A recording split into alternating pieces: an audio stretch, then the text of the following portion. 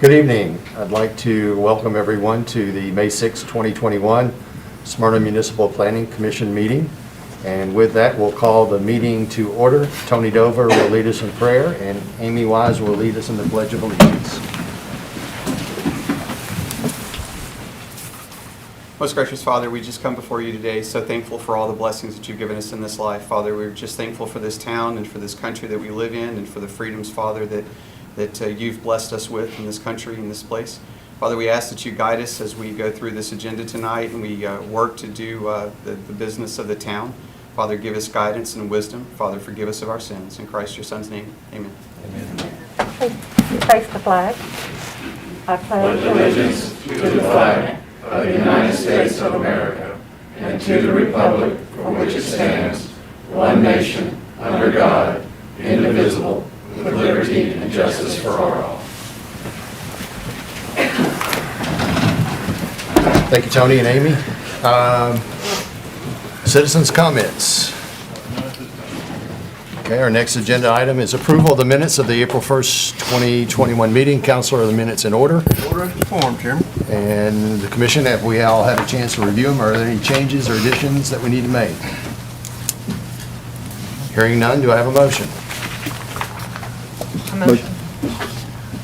I have a motion from Amy and a second from Tim. Okay.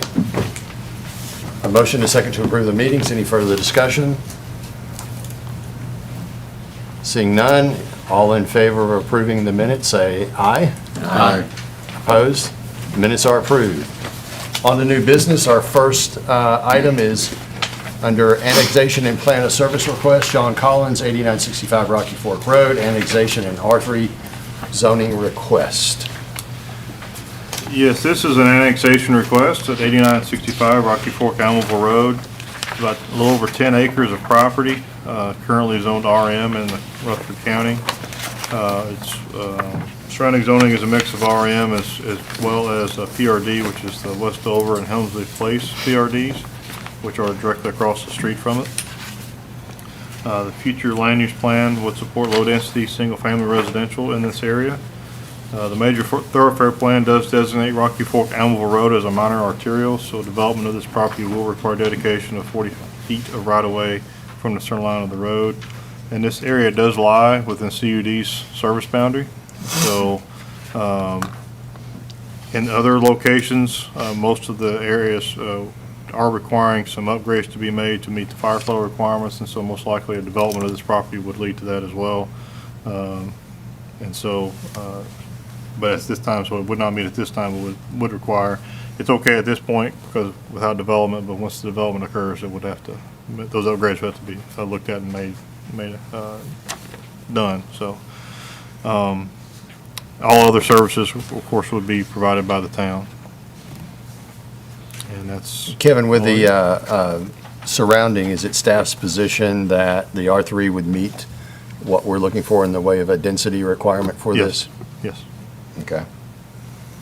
Other questions?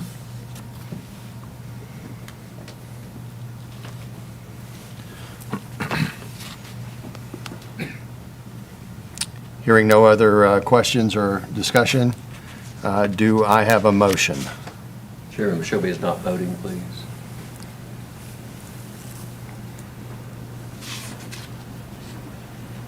Move for approval with staff comments. I have a motion to approve with staff comments. Do I have a second? Second. A motion and a second to approve with staff comments. Further discussion? All in favor signify by saying aye. Aye. Opposed? Motion carries, and you'll mark is not participating or voting. Correct. Okay. Next item is Larry Davis, Avian Glen Winery, 3545 Almaville Road, annexation and PUD zoning request. Yeah, this is a request. It's about 37 acres of property. Some members of the commission were here a few months ago when Mr. Davis did request annexation with a C2 zoning, and upon discussion at the meeting, we kind of really heard more about what they were wanting to do and with the property. We did urge them to withdraw and come back with a planned unit development request, and So they have done that now, and so that is what is before you. This is an annexation request. The property currently has an agricultural residential zone in the county, an AR. The surrounding zoning is all within Rutherford County is RM. The land use plan would support a low-density, single-family residential area in this area as well. The major thoroughfare plan does designate Alamo Road as a minor arterial, and as it is a state highway, any future right-of-way will have to be coordinated with TDOT. But the proposed planned unit development would allow for a winery, which is, of course, is in existence already on the property, with some additional commercial buildings totaling 20,810 square feet, a 6,300 square feet event venue with about a 35,000 square feet lawn space in front of it, horse stables and riding trails, and then also 66 townhomes. No sewer is available on the site. Closest available sewer is at the Amberton lift station, and they have within their PUD documents do show a connection to that lift station for sewer purposes. There are showing some additional access to Amelville Road, which would be subject to approval by TDOT. And then comment number 7, again, this one does also lie within CUD service area, and so there will have to be some upgrades made to meet the high. It's a higher fire flow requirement for the commercial portion of the development. They have adequate flow for the residential, but not the commercial. There's a few other comments those are kind of the standard type comments about the project. There are some additional comments that we have made to the development plan. And I will get to the next slide that kind of brings up the development plan. We'd asked for some additional guest parking within the residential area, and they have added that. So we can remove that comment. We'd asked them to show the proposed building setbacks from the side and rear property lines, and they have shown that now. It's 20 feet. So we can remove that one. Number 11, we'd ask them to show the open space and amenity calculations for the residential portion, and that has been addressed and taken care of, so we can remove that. Number 12, they had shown the floodplain boundary. We'd asked them to show that elevation, and I could not find that, so that one still needs to be addressed. So we would need to keep number 12. As the commercial, again, a portion of this development is commercial, and obviously we've talked about the event facility and the winery, but they have other additional commercial buildings, and we'd ask them to provide that list of uses. So because this is the PUD does govern those uses, and they did provide that. However, within that, they said it's not meant to be exhaustive. By creating a PUD, you are creating an exhaustive list. So if they want more uses, they need to plug those in or have some sort of the uses as allowed in the C4 zone or the C2 zone or something like that we can have if they want to have more than what is shown. And then the last page, or last comment rather, we had there was some conflict between the text and the drawings regarding the garages as far as 1 and 2 car garages. They did make those consistent, and there will be a mix of 1 and 2 car garages on the townhomes. However, their drawing does show those single car garages only having 1 car parking in front of them, so they'll need to correct that because we do need two spaces in front of all the units for parking purposes. So that kind of hits our comments that we had. Again, we had the packet was in your on your iPad. We did have some revisions today that's in front of your desk tonight. Again, the revisions that address some of those comments that I just went over.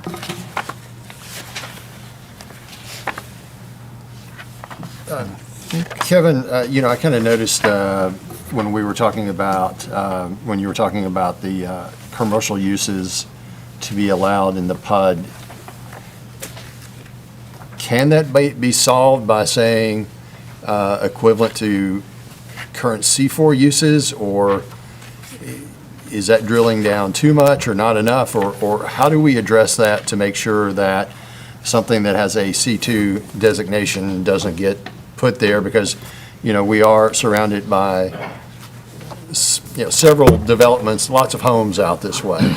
Right. Certainly, that could be done, and we've had some PUDs that have been approved with uses as allowed into C4 or whatever, so that certainly could be done.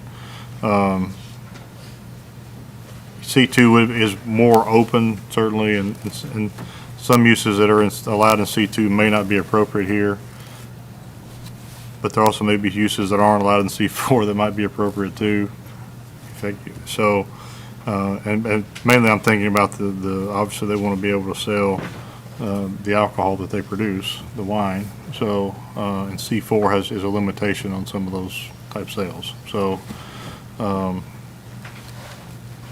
that's the main thing, I think. Most of what they're looking at are, or professional type uses, some retail uses, bakeries, florists, gift shops, those kind of things, are really allowed by C4. I think if we allow the winery, and maybe the way to do it would be to uses as allowed in C4 in addition, with the addition of the wine tasting, wine sales. Wine tasting and wine sales. Right. You feel that would cure? I think that would certainly be a way to address it. I don't know, I can't speak for them, obviously, but that would certainly be a way we could address it.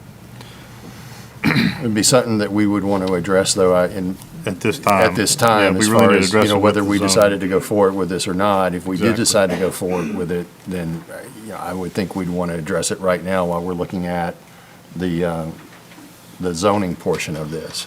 And we do need to address it for their sake too, because if something comes in that wants to go there that's not on that list, they have to come through and amend their PUD, which means going back through this entire process again. So I think for their sake, we need to be as expansive as we feel comfortable if we want to approve it at this time, so for their sake as well. The only other question I had, as far as the outdoor event area or venue, we've looked at some of those in the past. Have we set anything as far as limitations of hours for that, and particularly, evening type hours or things along those lines? In the past, where we've had those proposed, we have done some of that when they're near residential areas, as this one is. We've had others that zoning was already in place, so it wasn't an issue. at I that know, time. so it's probably on the backside away from, I guess, a majority of the residential, but would staff have any type of recommendation on that? Typically, what we've done is we've had, if anything going on outdoors, ending at like 9 or 10 usually During the week? during the week, maybe 11 on the weekends or something like that. And then they are talking about obviously some outdoor type space as well. And so I think outdoors maybe a little earlier just because you're not within the walls. It's any noise, if there's a concert or a band of some kind or something like that, certainly that could be more disruptive to a neighborhood than an indoor, banquet or something like that going on, so. Okay.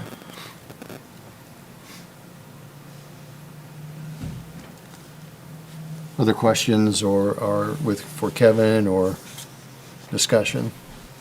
So Kevin, just for clarification, you mentioned the water flow requirements were not sufficient for the commercial side of that right now. Correct. Their plan says they were going to develop the commercial plan first and then move to the residential afterwards. Have you had any recent conversations with CUD? Are they still on track? What's it look like for adding that capacity? How CUD handles these things is basically the developer goes to them and asks for what they call a will serve letter, and then CUD responds in that way. I don't know that they've asked for that yet. So, our last conversation with CUD is the comments as they are in your packet. Okay. So, And without that letter, is it then that, and I'm trying to remember, is it that you wouldn't be able to obtain a building permit, or is it, or a certificate of occupancy, which, it would be a building permit, So you could do all the grading work and the Right. site prep. And I would recommend, I mean, if this is approved, I would want to get a little bit more clarity on that when they bring a site plan for your consideration. Really. Maybe at that point, it's not necessarily that it's repaired or upgrades have been made, but at least we know what needs to be done. And then by the time they get that building, and then when they come in for their building permit, it's done. So.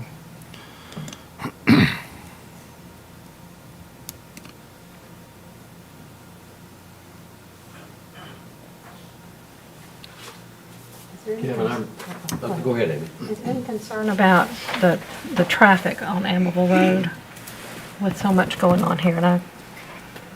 And There is, I mean, obviously with 66 townhomes and, some additional commercial space and events, it could be that there is a need for additional improvements to Amable Road.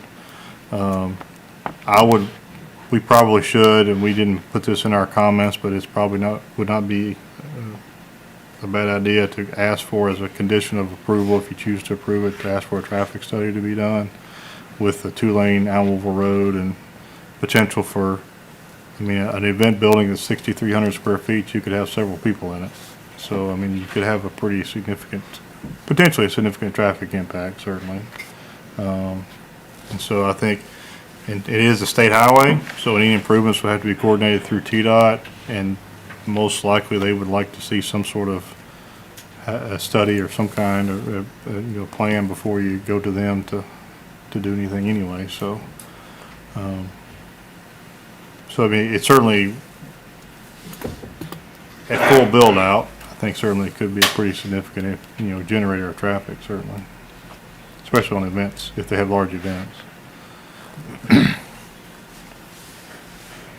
Several months ago, I think one of the gentlemen from this property approached us, and we kind of gave him some pointers a little bit to recommend to go back and look at. I was thinking at the time that was more of an estate housing type development. Am I incorrect about that? They just talked about the housing. I don't recall exactly. It may have been. I know they were talking about Single family. Housing certainly within the winery and Yeah. that sort of thing.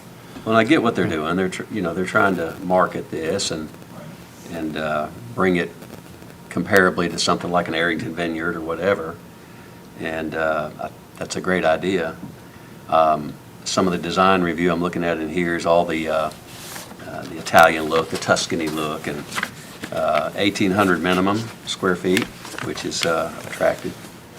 So I don't know, I like what they're presenting, I guess, but I kind of hope they'd come back with more of what we recommended instead of the density, but they have the right to do that, they're the landowners.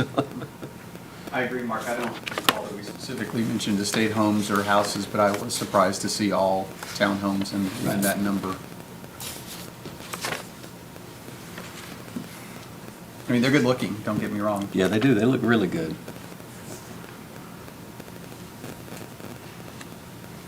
I don't know, I think that when you bring it in, you're probably gonna bring it in one way or the other way, all or none. I'm not sure that I see where you could do a mix in here, given the, I guess, I do like the elevations that I see, but if I'm looking at, kind of the sketch here, I'm assuming I'm looking at a lot of green space with a lot of vineyards or areas I'm not sure, the whole thing's a vineyard, I'm not sure what an individual section of a vineyard is called. But that's the vineyard, yeah.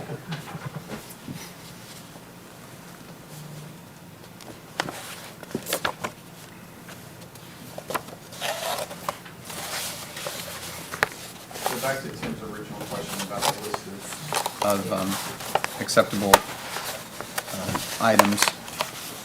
What's our approach towards that? Well, I think if you're comfortable with the list, you can certainly recommend it with the list that's on there. I just brought it up because I'm trying to find the page. Their list, 11. says this list is not exhaustive, and as I said, if you have a list, it becomes exhaustive because it becomes, this packet is part of the zone, so, that was my point, and I think that, for their sake, I wanted to be sure that they were aware of that, and then also that, again, if you all are comfortable with the list, you can certainly approve it with that list, just let them know it is not exhaustive. It becomes a list of allowed uses from the commercial standpoint, other than the winery part of it and then the event center part of it. That becomes your list. So, as far as if they are okay with that, then we can move forward with it. If they want to do something different, then they need to tell us that. If they want to ask for something different, rather, I should say.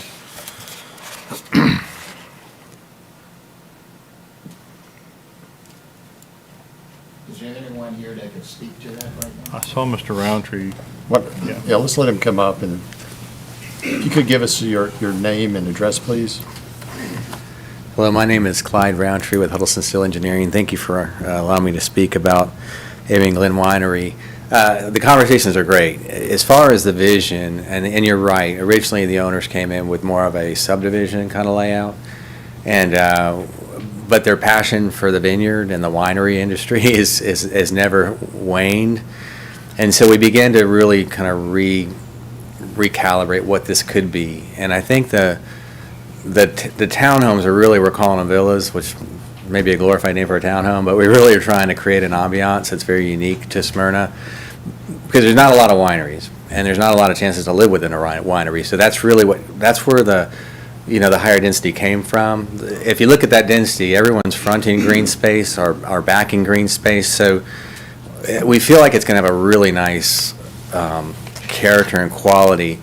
As far as the commercial, which are along Almaville Road, currently they have a wine, like a retail shop where they sell the wine, and they have a fire pit area and a little entertaining area behind that.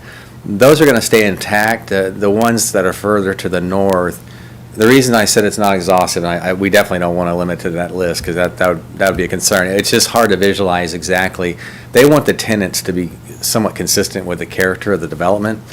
And so that's where the boutique, it's if you just say boutique everything, they really want it to be kind of have a real distinct feel, not necessarily like a super high-end feel, but a place that has its own sense of place. At the end of the day, we would love to see a sign on the interstate that talks about the winery, and it's an agritourism type of component to Smyrna. And we really feel like it's so unique to have this amount of acreage embedded where it's at, with the access to the interstate, where people can live and enjoy the property, but also where people can come in from the outside. So the venue, the horse stable, the winemaking process, even the shops are all kind of catered towards that experience. It's the kind of place where someone would come probably more for an experience and for a half a day versus coming in to get their haircut and leaving. And so all those components, the location, the orientation was all designed to really allow the winery to stay a winery that you can live in versus a subdivision that has vineyards. So that, if that helps you a little bit, so absolutely, Kevin, we would love to, if it's a C4 use with an alcohol exception, if that gives us the broadest base, the tenant base, we would like to go that route. We know that, I know the owners want to be particular about who comes in, because they're really trying to have people that would have the vision for it, and we want to be there because it is such a unique environment, and we think our business could thrive in this environment.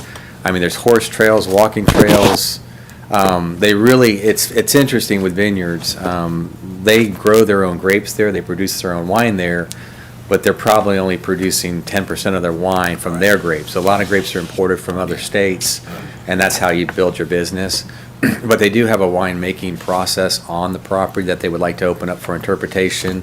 They would like to team up with MTSU's fermentation department, and just really kind of make this a much more of a experiential type of place. So I feel like I'm excited about it, because I think it's super unique for Smyrna. I think it's unique for the region. I think it's Arrington, but a little different, because I think it has a little bit more opportunities to grab onto process versus just kind of, dining in a vineyard. And so, and the density, I'm comfortable with the fact that I would feel like we really sold out if the homes didn't have a real connection to the outside. Most of the homes have a direct shot. The ones on the rear portion of the property are looking at a pond in front. the ones on all the perimeter of the vines are looking out the vines, and how we manage that. All the homes are really designed to be courtyard homes, so there's a lot of indoor-outdoor living within the homes themselves. So if you can imagine, I really spent little time in Napa. I've actually driven through it, but it's really to bring a little bit of that vibe to Middle Tennessee and leverage, again, the owner operates out of passion. I mean, wine was his vision, and they got really excited I think they're more excited about the agritourism component of the development they are than the villas. But we said it'd be pretty neat if someone could actually live in a villa that's in a vineyard. So that's kind of the origin of the vision and kind of how it's evolved. Feedback is welcome. Any questions I can do for you, I'd love to answer. Yeah, I think it's a pretty exciting project. I can see the vision, and it's our job to also kind of see that vision as well. I think with the density, it does bring up a point where Almavill Road and the impact that's going to have, so you have to look at not only the vision of the property, but what it does outside of the property. Absolutely. So those two have to marry. As well as the vision of the zoning.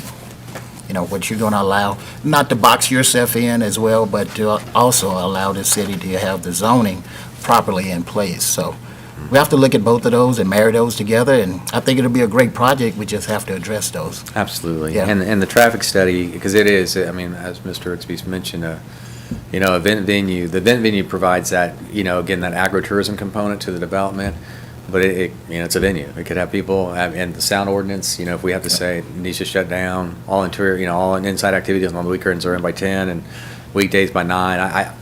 That's just part of the vision, so I don't think the ownership group would have any issue with that.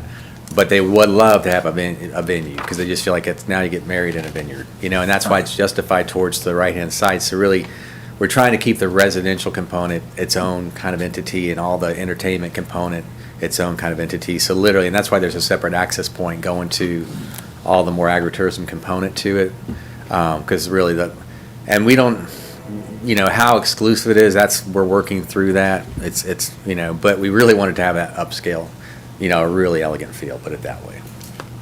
The villas themselves, if I'm reading here, it's going to be the gated portion of the development. And that's where you can kind of see where our formal open spaces between, in that inner loop where the villas are, there's some fire pit areas that are designated on the plan.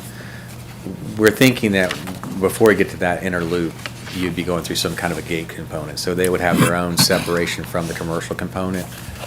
But that would be the only portion that's gated. As far as we don't think we'll gate the perimeter of the villas. We think the vineyard will kind of take care of itself. There's enough kind of distance between the property lines, and we don't feel like we want to gate the whole facility, if that makes sense, but definitely the access point. Have you guys gotten to the point where you've discussed price point of the villas? We really haven't gotten that point. I mean, as Kevin mentioned, 1,800 square feet is a minimum. I do think from a development standpoint, the reason they would like to get the commercial on the phase one is to generate some income, is related to build the villa component to it. But we don't. I would say it would definitely be comparable to the surrounding neighborhood, even potentially what is across the street. But again, they are attached homes, so they're all. And we don't. The other thing we don't know is it is the kind of place where people would maybe come for a weekend, so there may be a little bit of a more of a vacation kind of component to it, where people come in and enjoy the space, and then whether they're all full-time residents in the villas, that's the component we don't know either. It's kind of how that may live. It may have its own kind of development. Be an owner occupied. It'd be only owner occupied, we think, but as far as how the owners, if they would see it as an opportunity to provide a unique experience for someone to come for a weekend, that's a component that's been considered. That could be part of an issue if you're looking at a short-term rental, because, Counselor, those aren't allowed in residential areas, correct? Correct. Unless they were operating before 2015. Yeah. Right. Okay, so I'll let the owner know that'll have to be an owner-occupied development. It's gated, so that shouldn't be an issue. But I did want to make sure you understood the whole vision, that this is really a much bigger scheme than when they came in with the subdivided lots and just kind of broke it down into estate lots. They're very excited about this approach. No, we got that the first time, and that's why we said, oh, no, you don't want us to do this now, because you would be boxed in and wouldn't be able to grow and develop, and your vision just blossom the way you want it. So create that, let that plan like you've done right now. But even with this, it creates and opens other areas of opportunities that we need to fix. So like it, but still some work to do. And we, as far as the traffic study, we'll definitely look into that. And then the water flow, we have a few questions about that, because it's a pretty large water flow, the 2,200 that CUD is recommending. So we have not spoke to them directly. I'm not sure if that is dependent on any type of use, and we don't know exactly how they got through the calculation. So we need to definitely visit that with them. But as far as the C4 uses with alcohol sales in addition and the hours of operation, we can put that in the pattern book tomorrow and not have any issue at all. Kevin, question for you, I guess, being that Almaville Road is a state route, 102. If the traffic study doesn't so indicate, let's just say hypothetically, that there's no need for a turn lane, could we still request it, being that it's a state road? I think we could still request it, because they still have to go to get access. I mean, they have an existing one access. I think they're asking for an additional access. Where would that come out on Inez?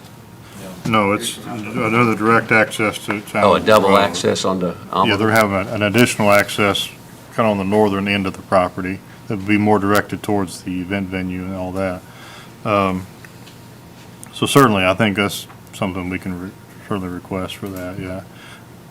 My gut says, because of the narrowness of the road, there's probably going to be some recommendations for some improvements. I don't know how extensive Well, that is. Is it a right turn, decel type lane, or There's a bridge near there, too. in a left turn lane, and how much stacking do you have, all those kind of things. I don't know what all that would be, but I have a feeling there's probably, and it may be that it's something that happens maybe once they hit a certain level, that this initial development maybe doesn't kick in, but once you add the residential component or something like that, it has to be done. I think certainly if you all wanted to recommend it, I think you would add that as a condition, that there be a traffic study done, and add basically. I thought we were doing that anyway. Yeah, I think so. Well, I think we are. I think it's probably will hit the threshold where we would look at it anyway. Okay. With I think once you take all of it together, I think the residential component by itself isn't enough, but the commercial, the residential, the event venue, all that together does. So I think adding it as a condition, since we didn't have it on our original comment list, and then adding a comment basically that the uses allowed within the PUD, the commercial uses will be as allowed in C4 with the addition of wine tasting and wine sales. And then add, again, just that comment, number 14, that the townhomes with single car garages will be required to have a double width driveway. Not a problem. I think that covers that, and then the 100-year floodplain elevation issue. And then if we want to add some comments again regarding the hours of operation for the event center would end at 10 p.m. or 9 or 10 or 11 or whatever we plan there as well, I think. Given that's quite a bit of change, does that require a resubmittal, or is that something we can handle here? I think you can certainly recommend it, but it's about, about 5 comments. I mean, I think you could certainly recommend it. If they submit a revised pattern book, we can mark those off at the council level. If you feel comfortable doing that. If the planning commission doesn't feel comfortable with that. It wouldn't be unusual or Yeah. inconsistent with what we've done in the past as we've worked through some of the more challenging type projects to add comments, and that's not an inordinate amount. And it's kind of up to the applicant too. They decided they want to pull it back and resubmit it, that'd be on them, but.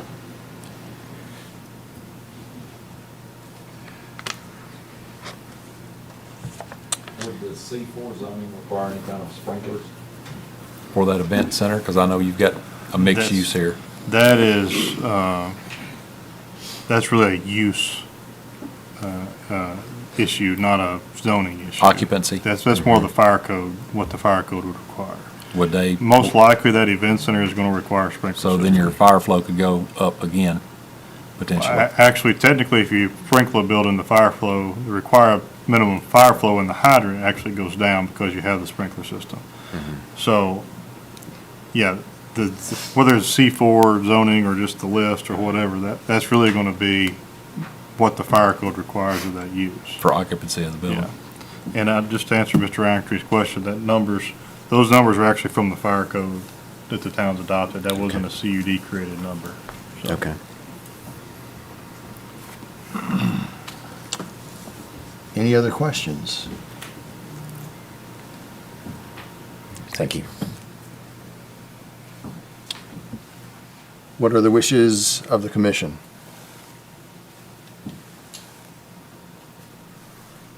I have another question, Kevin, on the last statement you made with the numbers, as it relates to the event, that is already in place for the space? Yes. Okay, all right. I think to Andrew's point, about Almama Road and access and the traffic study, I think at some point I'm going to feel like we need to make sure that That's a part of it. it's part of it, yeah. Yeah, I think that's a requirement here, and I think we would, when their site plan, if this is approved and the first site plan comes in, that's when I think we have, that's, Some the leverage traffic on study it. be submitted at that time, Okay. yeah. I like the concept and I love the design. It's different. It's not like anything else we have. So I'll give you a motion, Chairman, with staff comments and recommendations. Okay, and that, Kevin, could you Yeah, summarize so that Sure, everybody, yeah, I think, what we've added and, basically, it would be on the list that's in front of you, comment 12, as well as traffic study will be required for the development. Operating hours, and this is what I thought of, basically limited to no later than 10 p.m., except on weekends, indoor events could go to 11 p.m. That's just a recommendation I had there. The uses the commercial uses within the PUD will be as allowed under C4 with the addition of wine tasting and sales. And then all residential units will be required to have at least 2 units or 2 parking spaces outside the unit in the double wide driveway. I think that's everything. You're talking about the double width drive? Yes. Yeah. Mark, is that good? Yeah, and owner occupancy. Can we dictate that? Owner-occupied, okay. For the residential That's my piece. motion, Chairman. Okay. I'm not even going to attempt to repeat that motion. Is everybody good up here with that? Do I have a second on that? Got a second from Andrew. Thank you, Andrew. Any further discussion? All in favor signify by saying aye. Aye. Opposed? Motion carries.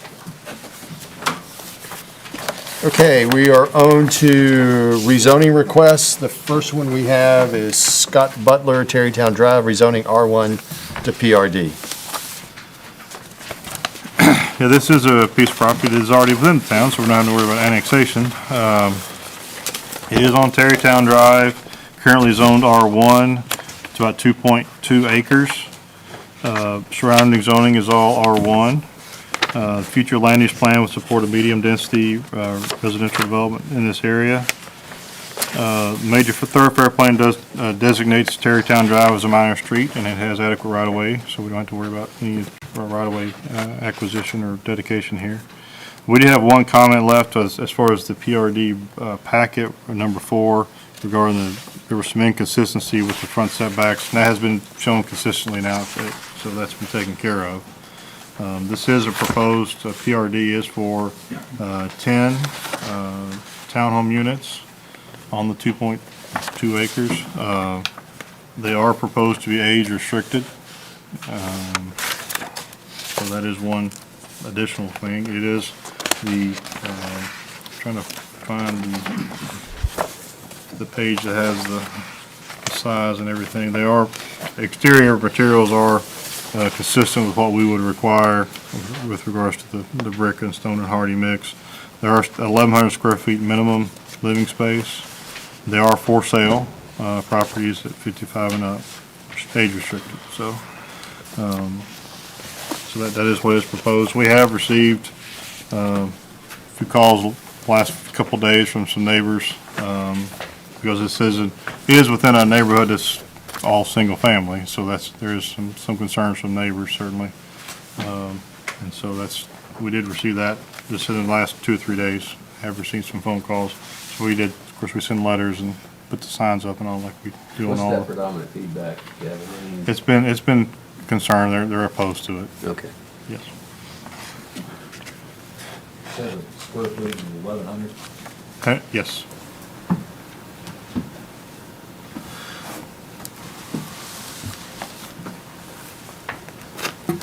Questions for Kevin? Kevin, what are your thoughts about these 10 units inside of a residential? I mean, I know it's 2.2 acres, so it's a large lot in there, and it's an older development, so it's R1 zoning, which have been generally larger lots, but Right. what's yours or staff's feedback on that? Yeah, I mean, if you look at the zoning, it certainly is, it wouldn't fit, certainly, because it's multifamily in an R1. So it really doesn't, it's not consistent with the surrounding development, certainly. So, I mean, I think it doesn't, if that's our thoughts, I guess, it wouldn't be consistent. I think if you look at some surrounding communities, there's been a lot of redevelopment of older neighborhoods and things, and that could be something we want to look at in some capacity, you know? I don't know that this is one that necessarily fits, but I think we've seen where that has happened in some places, and there are some real redevelopment of existing, older neighborhoods and things like that. That usually happens within the existing zoning that's already in place, though. Yeah. So, for the most part, that I'm aware of anyway, what I'm thinking of in my head, so. It does have enough road frontage for additional single-family, more than one single-family lot could be done.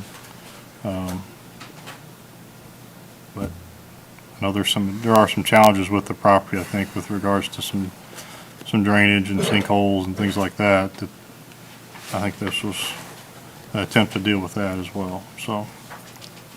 Surely the developer and his representation is here if you want to talk to him about it, and I think we've got some of the neighbors are here as well, so.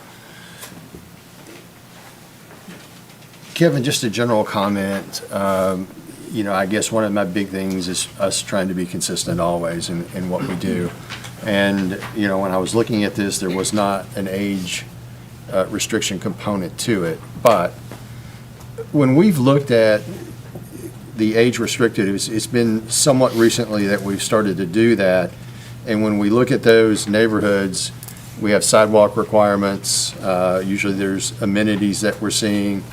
And it lends for, I guess, movement and mobility for the 55 and up crowd. Not saying that, they're not going to be out in their cars and all that. And I guess a concern I had was, are we doing this to make it fit this area?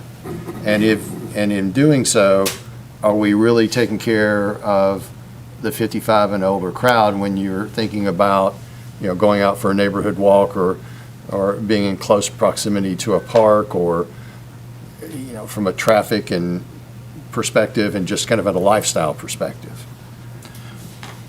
Yeah, I mean, this is something that's a little different because it's smaller than a lot of what we've seen when we've had some of those age-restricted communities. They're larger, and sometimes they're a part of a larger development that's not necessarily age-restricted too, which would kind of, in some ways, be a fit, because obviously that single family is not, but that's around it is not age-restricted. But certainly there are larger developments where they can have more opportunities to have some of those amenities provided. You get more room, you have enough units within the development to have an HOA funded well enough to maintain those amenities long-term, all those kind of things. With 10 units, it's going to be difficult to do a whole lot and be able to maintain those things long-term as well. So I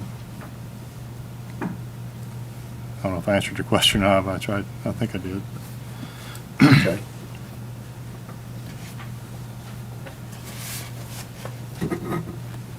Other thoughts or discussion? We normally like to see 1,400 square feet instead of the 11. Majority of the time, they have been a little bit larger, yes. We've had one or two that have come through at 1,100, I think. But yeah, most of them are But larger. I think they were in a larger development as well with May have been. larger yeah. homes in it as well. Probably some of the components here was affordability for the 55 and older. You know, I don't know that, but I had the same question about the square footage. I actually talked to Mr. Butler about this a month or so ago. He called me just to get my feel about it, and I like the fact anytime we can put 55 and older anywhere. I mean, I love that. But, and I know Scott's somewhere in the room. Scott, I'm seeing this, and I really have a little second thought about it, just from a standpoint of putting this inside of an existing neighborhood that's been there forever. And I know you've got a real challenging piece of property right there with drainage and everything else, but I want all the 55 older stuff that we can get. It's restricted to age and 55 and up. Some of these can eventually turn into rental. The 1100s can turn into rental. And if it's got a 55 and older, I guess that doesn't stop you from renting it as long as somebody there 55 and older. So I get the concern from the neighbors that this is just right, it's going to be put right in the middle of their neighborhood that's been there forever. So just my 2 cents.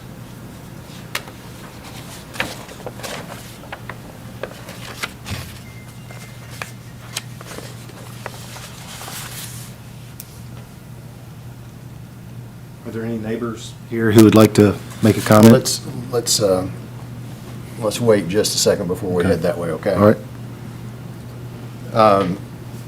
And let's ask the developer if he would like to address some of the concerns that he's heard, then we'll ask for some comments.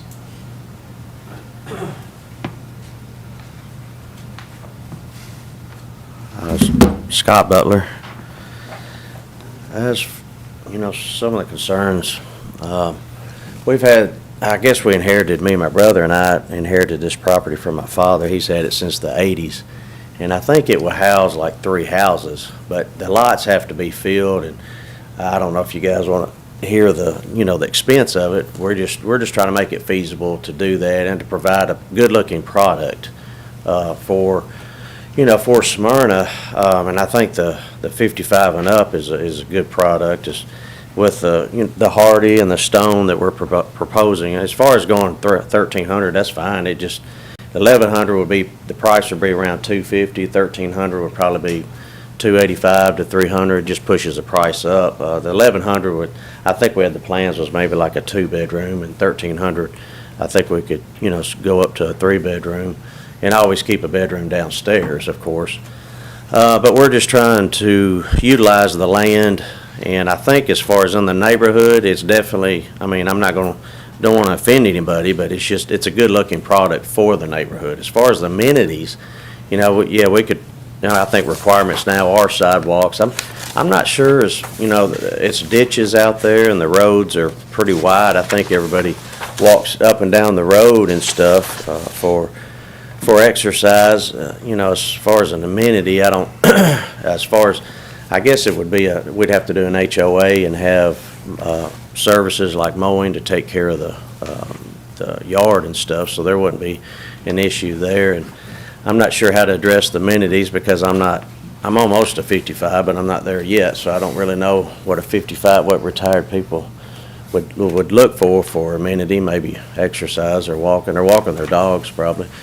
But yeah, as far as for Smyrna though, for that location, I think the houses out there were built in the 80s, so as far as the aesthetics of it, it would look good, but it would be a lot of units on that track there, so I guess it's just kind of which way you want to go as far as trying to support it or but as far as the looks of it and the aesthetics and the value of it, it's all a win-win situation. The lots have to be filled, to have a backyard, it has to be filled back, the drainage has to be moved, and that's why we were trying to figure out some way that we could do this and make it work where it's still feasible, and that's the only solution that we come up with. But plus too, we're open, if somebody wants to buy it like it is, we'll sell it, so either one, we're open to options, You'd like the neighbors to call you in a minute? Yeah, they buy it, We've just been sitting on it since the 80s, or my father has, yeah. Hey, are you selling it at a discount today to somebody? I don't know about that, we just have to think about that, yeah. We can work something out, yeah. All right. Thank you, Scott, we Thank you. appreciate it. If there's someone that would like, I think that we've got a couple of members from the area around, if there's someone that would like to come up and say something, we'll allow that.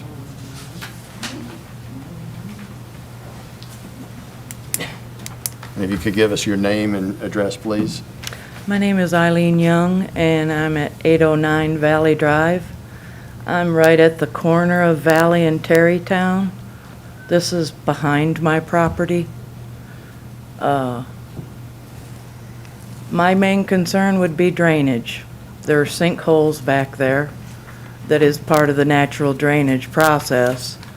And when I moved in, that's why I was told why it hadn't been built on.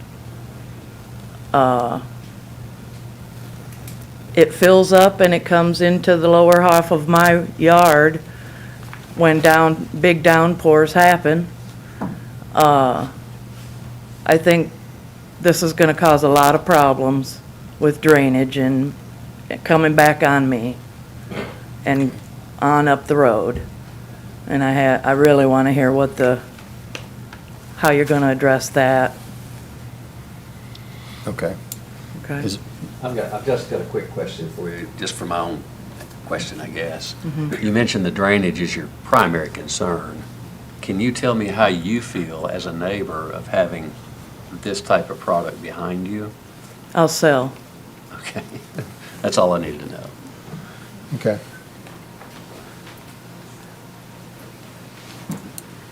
If you could give us your name and address, please. I'm Raina Cliver. I live at 219 Terrytown, across the street from her lane. And when I moved to Rutherford County from North Georgia, we looked at a lot of townhome areas, and we decided that we didn't want to be in that type of neighborhood where you can either knock on the wall and hear your neighbor, or some of the houses in Murfreesboro are so close together you can reach out the window and borrow a cup of sugar. So we looked for a neighborhood where our house and our home would have a little bit of area between us and our neighbors, and we didn't want a townhome area. So, Okay. thank you. Thank you.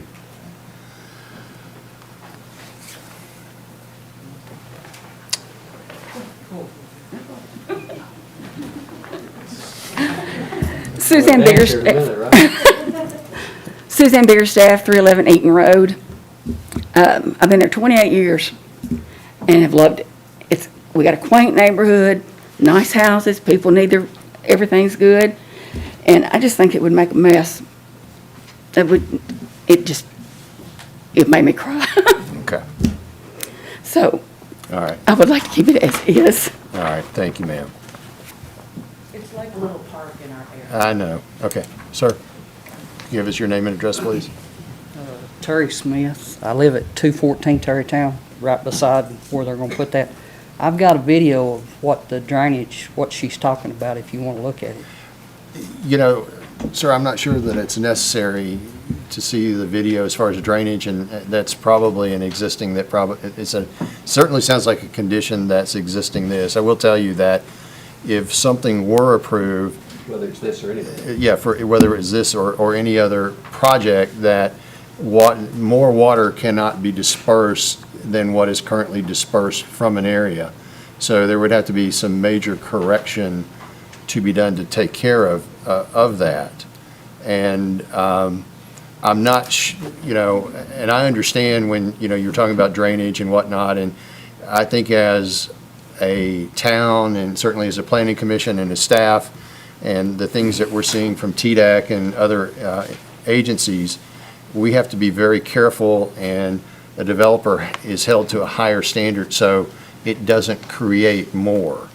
As a matter of fact, often it will improve it, but I think maybe what I'm hearing, maybe even more so, is that this project isn't consistent with what you guys feel your neighborhood is. And I heard one, sorry, I just forgot your name. You talked about, yes, and you talked about when you moved, you made a conscious decision of where you wanted to move to, and certainly there were opportunities to move where there were a mix of townhome and single-family homes and things like that.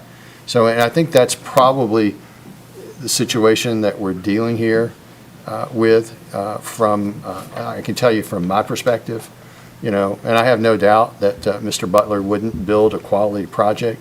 I'm just not sure it's consistent with your neighborhood, and I think that's the bigger issue here. Well, what it is, there's a creek bed runs down through there, and it looks like a river after it rains for a while. But I mean, I like the 55 and that, as long as it would stay that way. But still, it's gonna bring in at least, maybe at least 10 to 20 cars extra through there. And like she said, I mean, there's kids out playing. Okay. But that's- Thank you, sir. We've been strong proponent for trying to get the 55 and older product. That's what I even shared with Mr. Butler, talking about the discussion I had with him a while back, but the more I've looked at this, to me, it's trying to put a square peg in a round hole a little bit, and the fit for the residential areas, I guess my bigger concern. I know the drainage, as Tim mentioned, Charles can tell you in our staff here that drainage has to be corrected and managed in a way, as Tim said, you cannot dump excess water. T-Deck and everybody would have to approve all that, so, stormwater. So, as a fit, I love 55 and older. I tell you, I'm a proponent for it, but as a fit, I don't think I've ever said no to a 55 and older product. But this may be the first time that I sort of feel like I have to, and that's just kind of where I'm leaning with it myself, so. Any other discussion? Do I have a motion? I'll make a motion to deny. I have a motion to deny. Second. And a second. Further discussion? All in favor of denying this request signify by saying aye. Aye. Opposed? Motion is denied.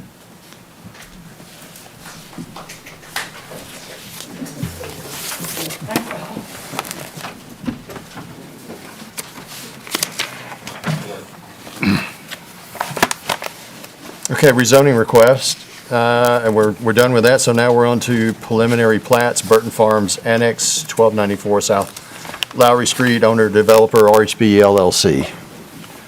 Yeah, this is the preliminary plat. This is a piece of property you all saw a couple, 3 months ago for annexation and zoning of R3.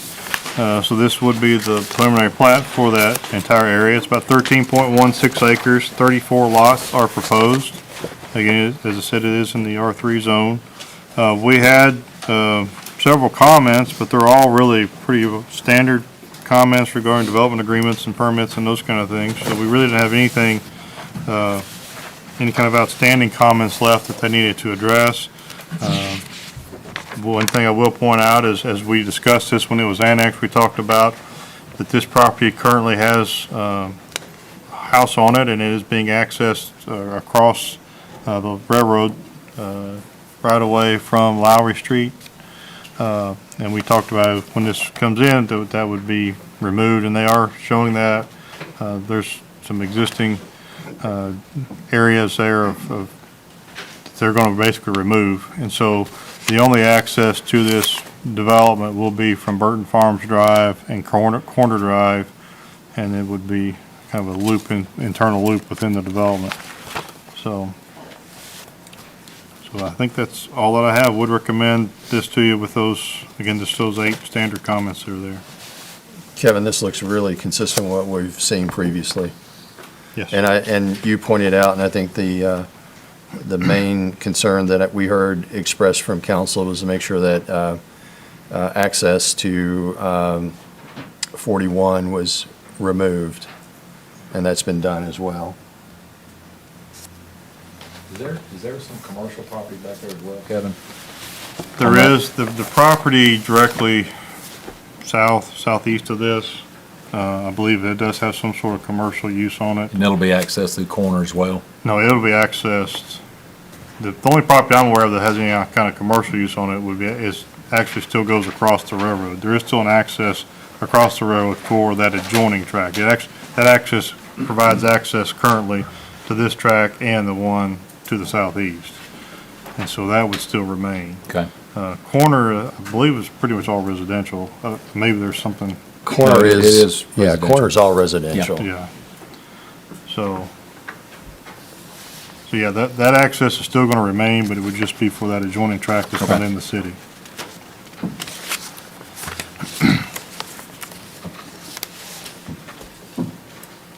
Other questions or comments?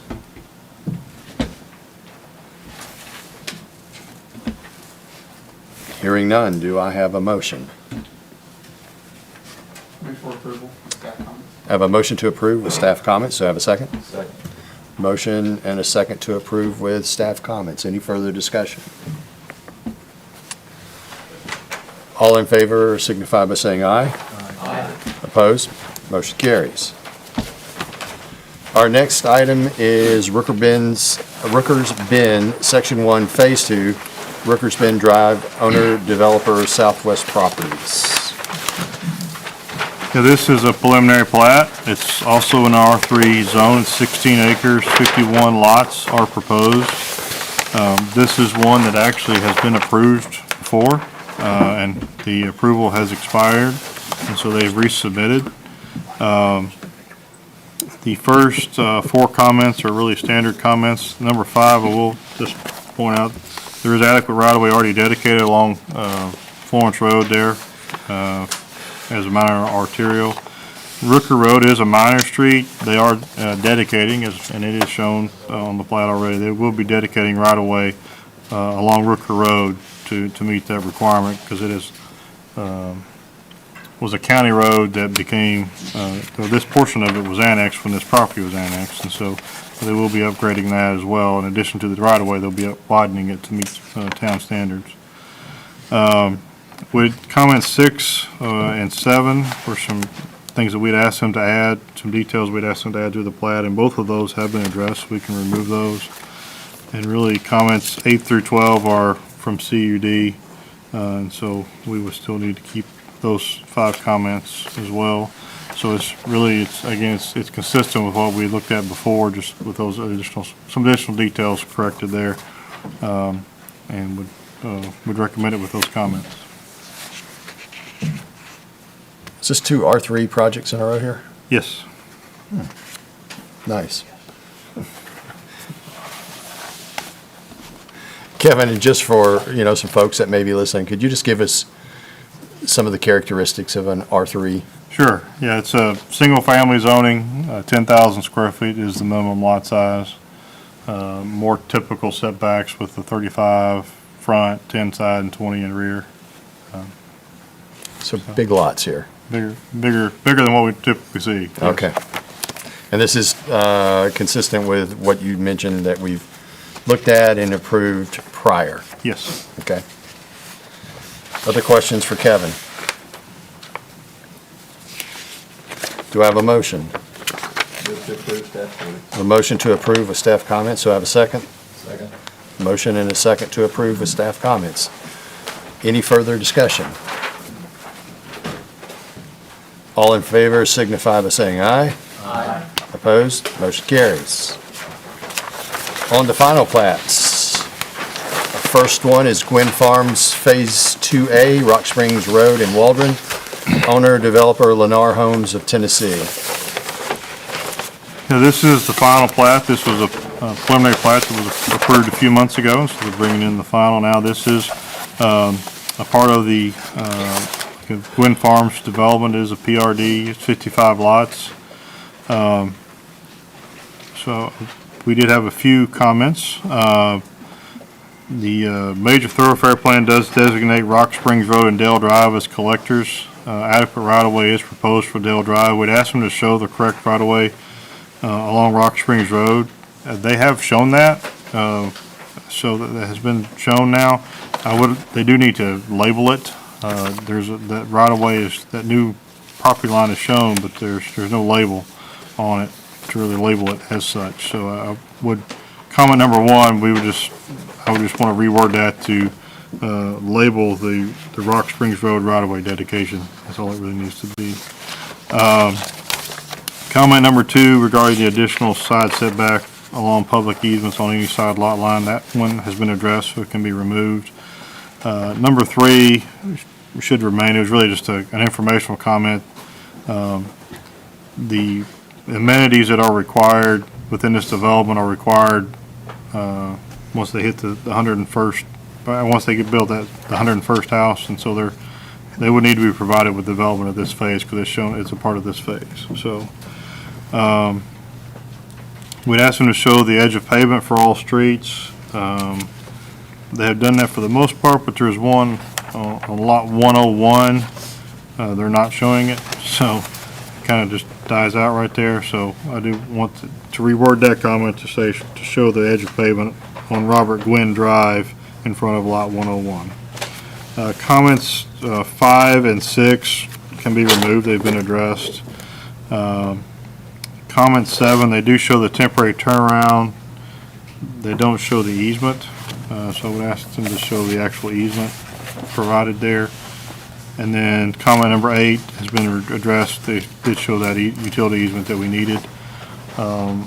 One thing we do need to add, however, I noticed on today's, when I was reviewing these again today, the signature and stamp of the land surveyor are not shown on the plat, and so they need to add that to it. So, and with those comments, I would recommend it to you.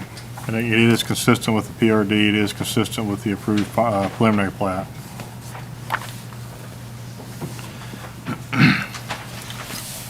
Questions for Kevin or comments? General question, I guess. The Walden Road signal, do we know about the timing of when that might be there? Charles? Charles? I haven't seen that as of yet. Okay, it's not there yet. I was just curious if you'd heard anything about it. Right, and then also the bridge in Laverne that, on Walton Road, would be part of that also. Okay. I just thought I'd ask what was on my mind. Thank you. Other questions? Do I have a motion? Move for approval, staff. A motion to approve of staff comments from Tony. Do I have a second? Second. Second from Tim. Further discussion? All those in favor signify by saying aye. Aye. Opposed? Motion carries.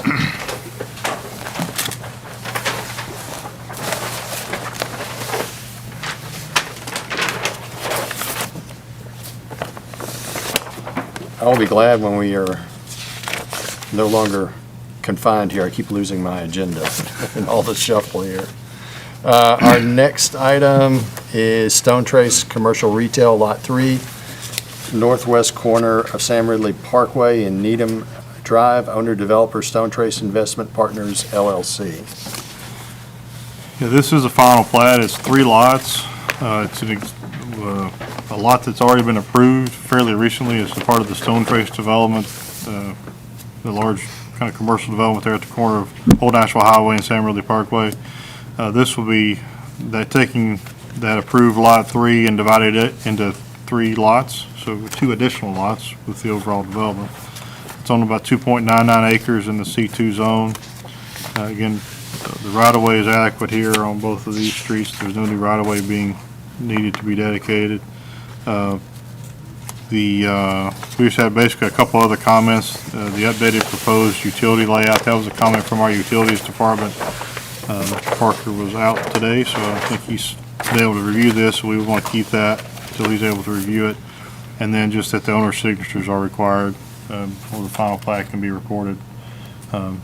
These 3 lots off front Sam Ridley Parkway, they're not going to have any access to Sam Ridley Parkway. There will be a private road, access road, that connects Needham Drive all the way across to the Lot 1, I believe it's Lot 1, where at the corner of there, of Old Nashville and Sam Ridley. So these would all be accessed off of that road, as well as they're going to have an access easement back to Jeannie Lane as well. So they'll be in 3 different locations. But that's all I've got. Staff recommending approval of this. Staff would recommend approval with those comments 2 and 3.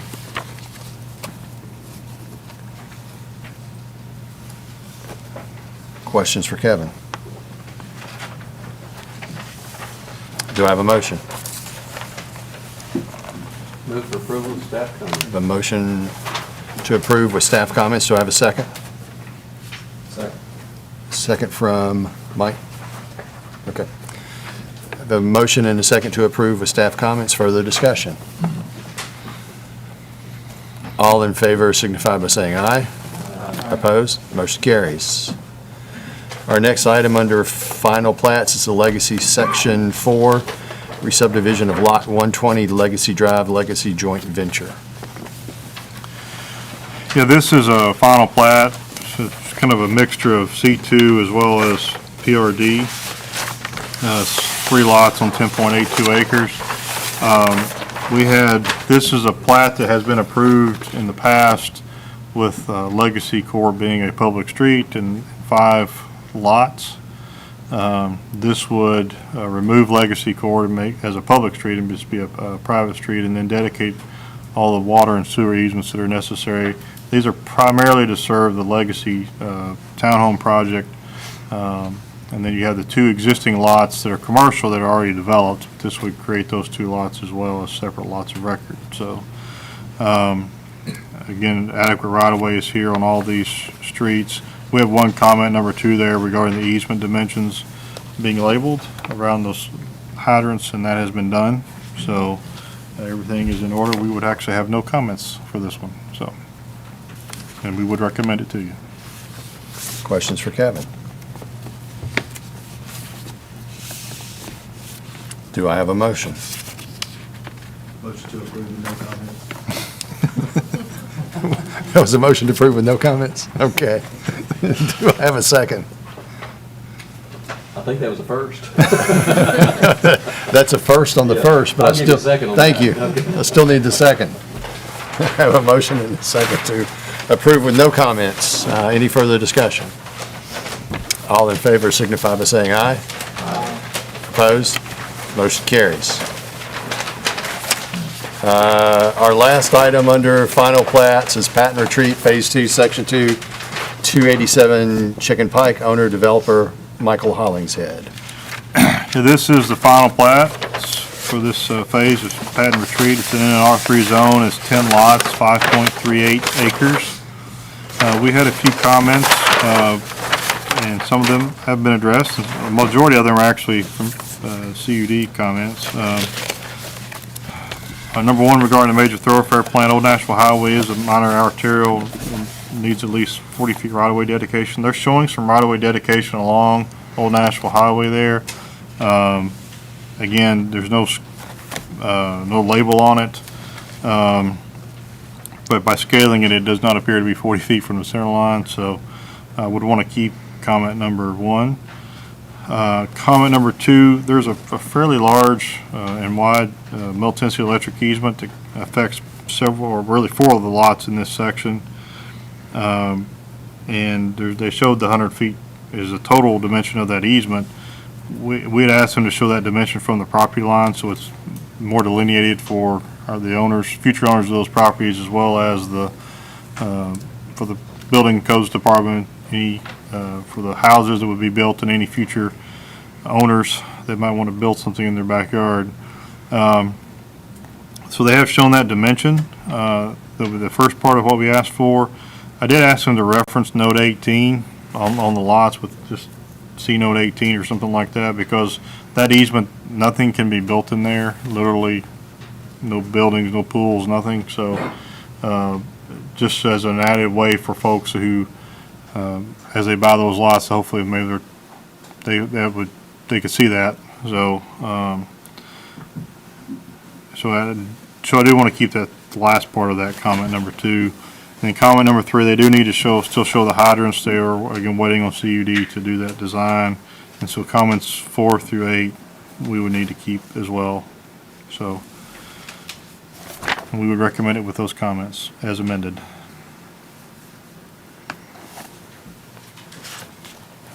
Any questions for Kevin?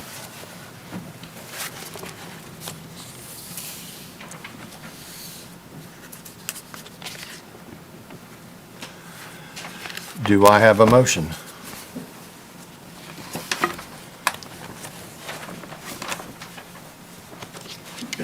Move for approval of staff comment. I have a motion to approve with staff comments. Do I have a second? Second. Andrew.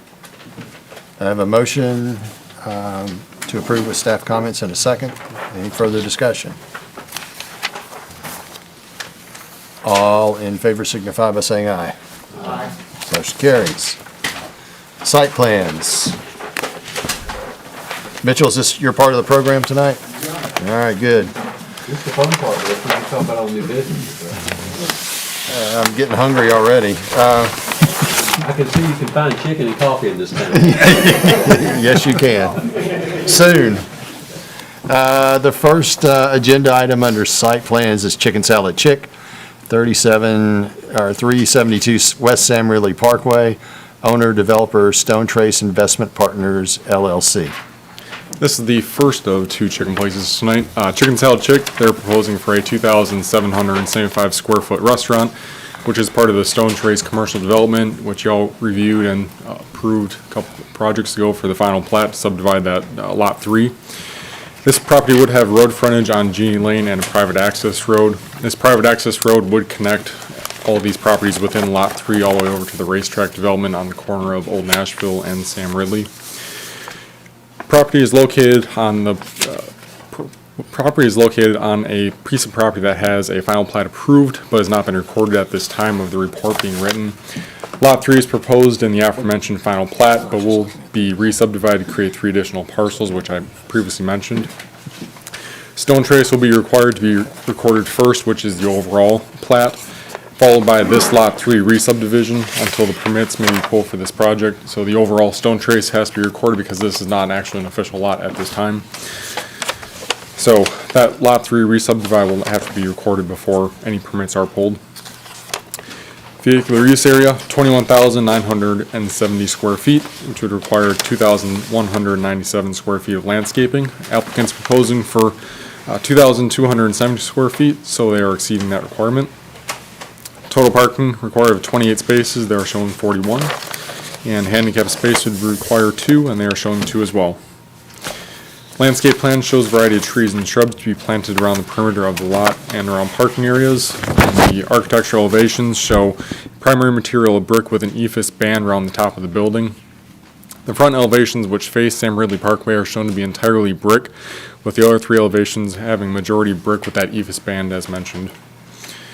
We have a couple standard comments. Let's go through. Added number 7 as far as the drive-through. As proposed, the drive-through will support approximately 7 stacking vehicles before backing up into the 2-lane drive aisle. Staff comments, number 1, we asked them to measure the parking dimensions of a 9x19 as far as the angled spaces are concerned.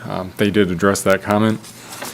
Comment 2, domestic water meter shall be at the right-of-way at Genie Lane with a backflow preventer, and that goes along with comment 3, as far as the backflow preventers are required to be located immediately downstream of the water meter at the edge of easements, and are required to be reduced pressure type. These are located along that access drive rather than along Genie Lane as utilities would like to see, so those 2 comments will remain. Staff comment 4, to please show cement mixer cleanout area and erosion control measures on the details page. That's a Public Works comment. They have not had time to address that yet, so that comment will have to remain. And with that, we have staff comments 2, 3, 4 that will remain, and with that, we recommend approval. I think, Mitchell, you hit my hot button. I think I've learned from a couple areas or a couple businesses in town about stacking and making sure that we have sufficient on-lot stacking. And if I heard you correctly, that's the case here, and we don't really have to worry about cars on Jenny Lane there, correct? Okay.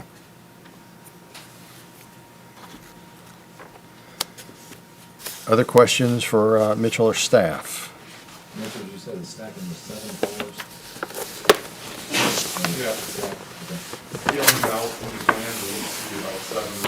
Okay.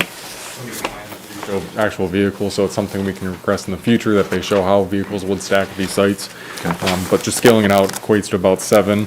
They have a 2-lane drive aisle that goes through the back of the site, and if needed, they'd back up in there, but obviously it's not ideal, so, all things considered though, it's far enough away from Genie Lane where they wouldn't back up in Genie Lane. Okay, thank you. Other questions or comments?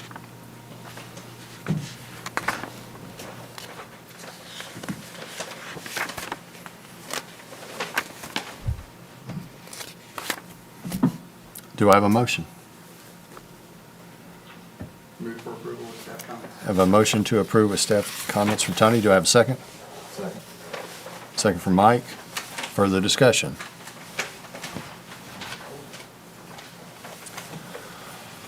All those in favor of approving signify by saying aye. Aye. Opposed? Motion carries. Next, we are on to Dutch Brothers Coffee, 540 Enon Springs Road, owner developer Marble Hill Partners GP. This is the first of a couple coffee places for this month. This is Dutch Brothers Coffee. It's a chain coffee shop which is based out of Oregon, with many of these locations along the Pacific coast. They're proposing a 950 square foot shop which would be located at 540 Enon Springs Road East. The proposed plan shows this development would utilize the existing parking lot. This was at one point developed and has since been vacant in that time being. So there's parking that is still existing at the site. They're utilizing majority of it, but are planning on removing some of it. Access points would be off of Enon Springs Road, which is existing, and a secondary access point off the north of the Walmart parking lot area, which is also existing at this time. Property is zoned C2 and is surrounded by other C2 zone properties. Square footage of vehicular use area, we're looking at 20,790 square feet, which would require 2,079 square feet of landscaping. They're proposing for 2,430 square feet, meeting the requirement. Total parking of 10 spaces required, and they're showing 27 at this time. Handicap required of 1 space, and they're showing for 2 spaces. Landscape plan shows shrubs which line Enon Springs Road as well as along the entrances off Enon Springs Road into the Walmart. Trees are proposed along Enon Springs Road. The applicant did have those trees planted within the right-of-way. We have asked them to remove them out of the right-of-way, and they have done so. Additional shrubs are shown around the dumpster enclosure around the drive-through. There are existing trees on site that are shown to remain, as well as additional trees shown alongside the drive-through area as well. Architectural elevations show primary material of brick on all sides of the building, with fiber cement panels accenting the top of the building. A couple standard comments. It did add the additional standard comment for the drive-through, which has adequate space for about 22 vehicles to stack at this site. Staff comment 1, we had that the landscaping was shown within the right-of-way. We asked them to relocate that outside the right-of-way within the shrubs offsetting, and they have done so. Comment 2, we asked that the stop sign be at least 7 feet from the base to the top. They have done that. And then comment 3, we asked them to show rock at the construction entrances to be at least 8 inches thick and 2 to 4 inches in diameter, and they have done that as well. So all of the staff comments have been addressed for this, and we're only left with the 6 staff standard comments, and with that, we would recommend approval. This is where the Hollywood Video Store was, correct? Correct. Okay. So we've got not only the parking on site here, but you've got a lot of additional parking kind of around this area. I don't think parking's gonna be an issue with stacking in the drive-through. No. It's not a large building, so. Yeah.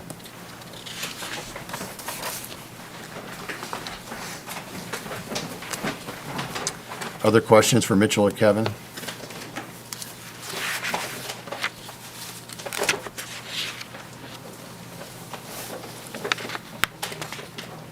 Hearing none, do I have a motion?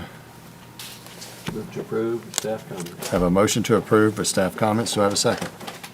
Second. I have a motion and a second to approve with staff comments. Further discussion? All in favor signify by saying aye. Aye. Opposed? Motion carries. Our next item is Just Love Coffee Cafe, 1310 Hazelwood Drive, owner developer TNG Contractors LLC.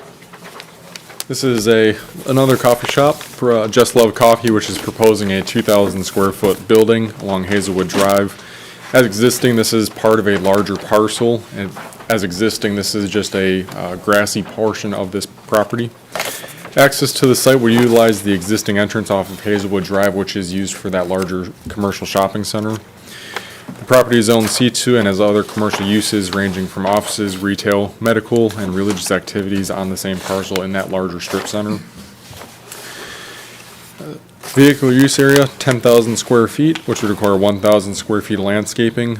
At this time, the applicant did not note exactly how many square feet, so we had that as comment layer for them to show. So at this time, it's still not known, but we will ensure that meets regulations of at least 10% of that vehicle use area. Total parking for the entire site, being this is part of a larger parcel, we're looking at about 385 spaces. And with this of an extra 1 space per 100 square feet of building space, you're looking at 411 spaces required. And then they're showing for 411 spaces, so they're meeting the requirement. Handicap spaces, we asked them to show 1, and they have revised the plans to show 1 nearby the building.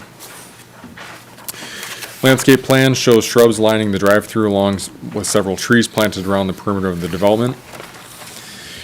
Architectural elevations show a mix of stacked stone and brick, which will be used on all 4 sides of this building. A couple standard comments. The drive-through, roughly scaling out, would support approximately 8 vehicles, and this would back up into the existing parking lot area of the larger strip mall. We had a list of staff comments. Staff comment 1, we asked them to provide drainage calculations, which they have done. Public Works still needs to review those. Comment 2 has to show rock at the construction entrance be at least 8 inches thick and 2 to 4 inch diameter. Comment 3, the water meter and backflow preventer need to be placed in the long landscape island closest to the existing water main. Comment 4, we asked them to provide dumpster location, including dumpster enclosure details. The enclosure must match the building elevations of brick. The applicant has indicated that the owner and developer would coordinate for a shared dumpster location, but staff would feel more comfortable if the dumpster was located closer nearby this location, so you don't have an employee walking across the entire parking lot to get to a dumpster that is part of a shared collaboration between the developments. Comment 5, we asked them to show the nearest existing fire hydrant. They have shown it. It is within the parking lot of that larger strip mall. Comment 6, we asked them to show the acreage consistent with all the sheets. They have showed the correct acreage, but it is not the correct acreage for the entire site, so we need to leave that comment. Comment 7, we asked them to provide that handicap parking space, and they have done so. Comment 8, we asked that the minimum parking dimensions be 9 by 19 on a 45-degree angle for those angled parking spaces, and they have done that. Comment 9, provide cement mixer cleanout detail on the detail sheet. Comment 10, to the existing parking must be striped per proposed exhibit. That existing parking lot of that larger strip mall is a bit faded, so as long as they are striping new spaces for this development, we would like that they stripe all the existing spaces as well that have faded out.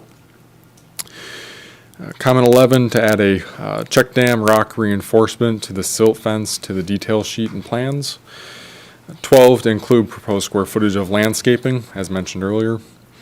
Comment 13, there is an existing ground sign that is located on the site where they're proposing to do this building, so we just want to know whether it's to be relocated, and if it was going to be relocated, where to. The applicant has indicated that the sign would be relocated, and if it is, they're going to have to meet all the regulations met by the sign ordinance. Comment 14, we asked them to relocate a couple of the trees that are located nearby the electrical guy wires in the northeastern portion of the property.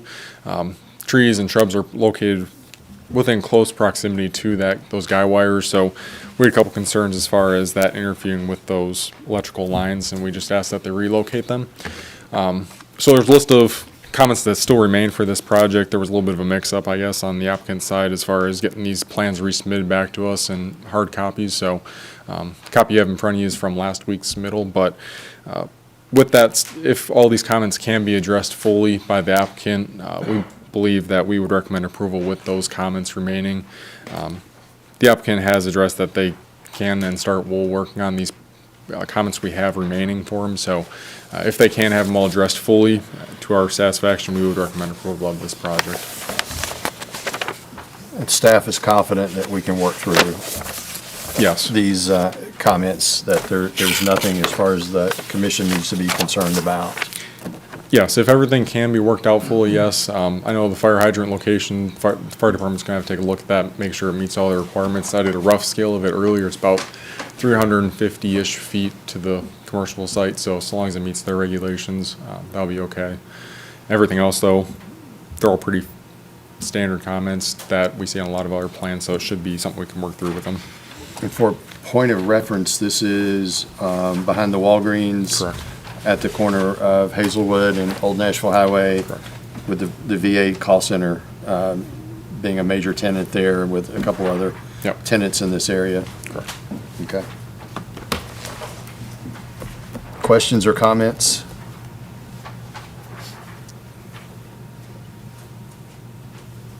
How do you feel about the drive-through and the traffic with that stacking?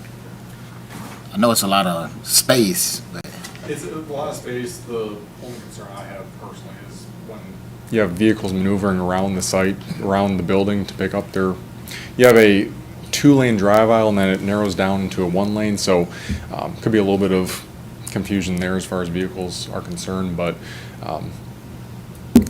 vehicles can make it work and don't stack too far back into the development.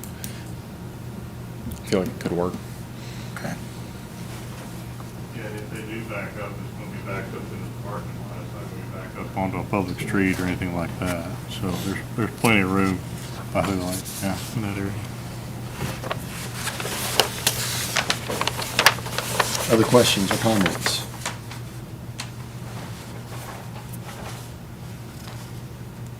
Do I have a motion? Move to approve the staff comment. I have a motion to approve with staff comments. Do I have a second? I have a motion and second to approve with staff comments. Further discussion? All those in favor signify by saying aye. Opposed? Motion carries. For the next agenda item, I'm going to let Mark take this, and I will not be participating or voting in this discussion. Okay, this is on the Lee Bowman subdivision, Lot 2B. And Mitch? This is a new commercial retail space proposed to be built off Potomac Place, utilizing a private road to access the site. Building is to be 10,097 square feet in size, used for general retail. Proposed site is bound by Sam Ridley Parkway to the south, vacant parcels currently which are under construction. To the east, you're looking at the 7-Eleven, and then over to the west, you're looking at that Freddy's Frozen Custard site, and the private access drive to the north. All surrounding parcels are zoned C2 as well. The site is proposed to have a shared cross-access easement, along which would be parallel to Sam Ridley, and that would serve as another access to all those parcels. Square footage of vehicular use area, 19,780 square feet. Square footage of open space landscaping required of 1,978 square feet. Applicants proposing for 3,000. Total park required 51 spaces. They're showing 56. And handicap parking required of 3. They're showing 2 for this site. So we do ask that they show an additional handicap space to meet that ADA requirement.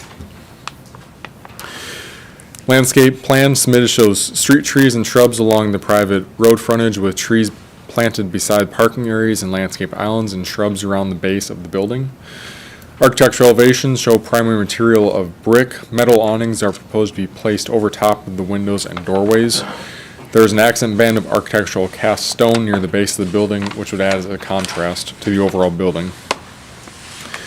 A couple standard comments to remain, as well as staff comments. Staff comment 1, we asked them to note all items being installed on the site plan and showed the size of utility services.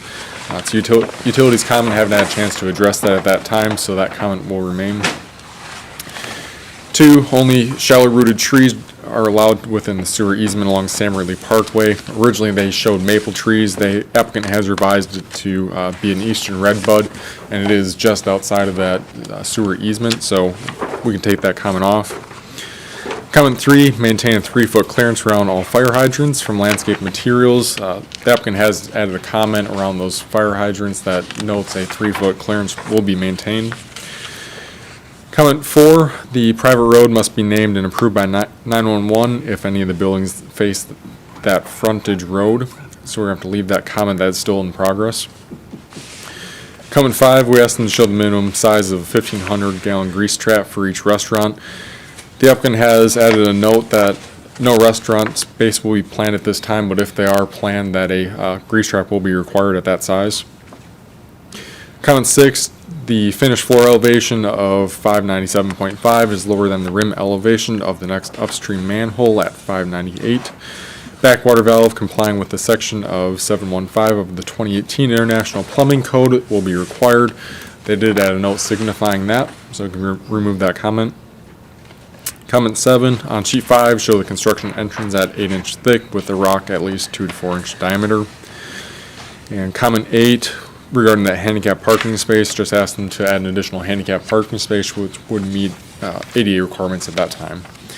And with that, staff would recommend approval with those comments. Okay, thank you, Mitch. Any questions from any of you on the commission regarding this property?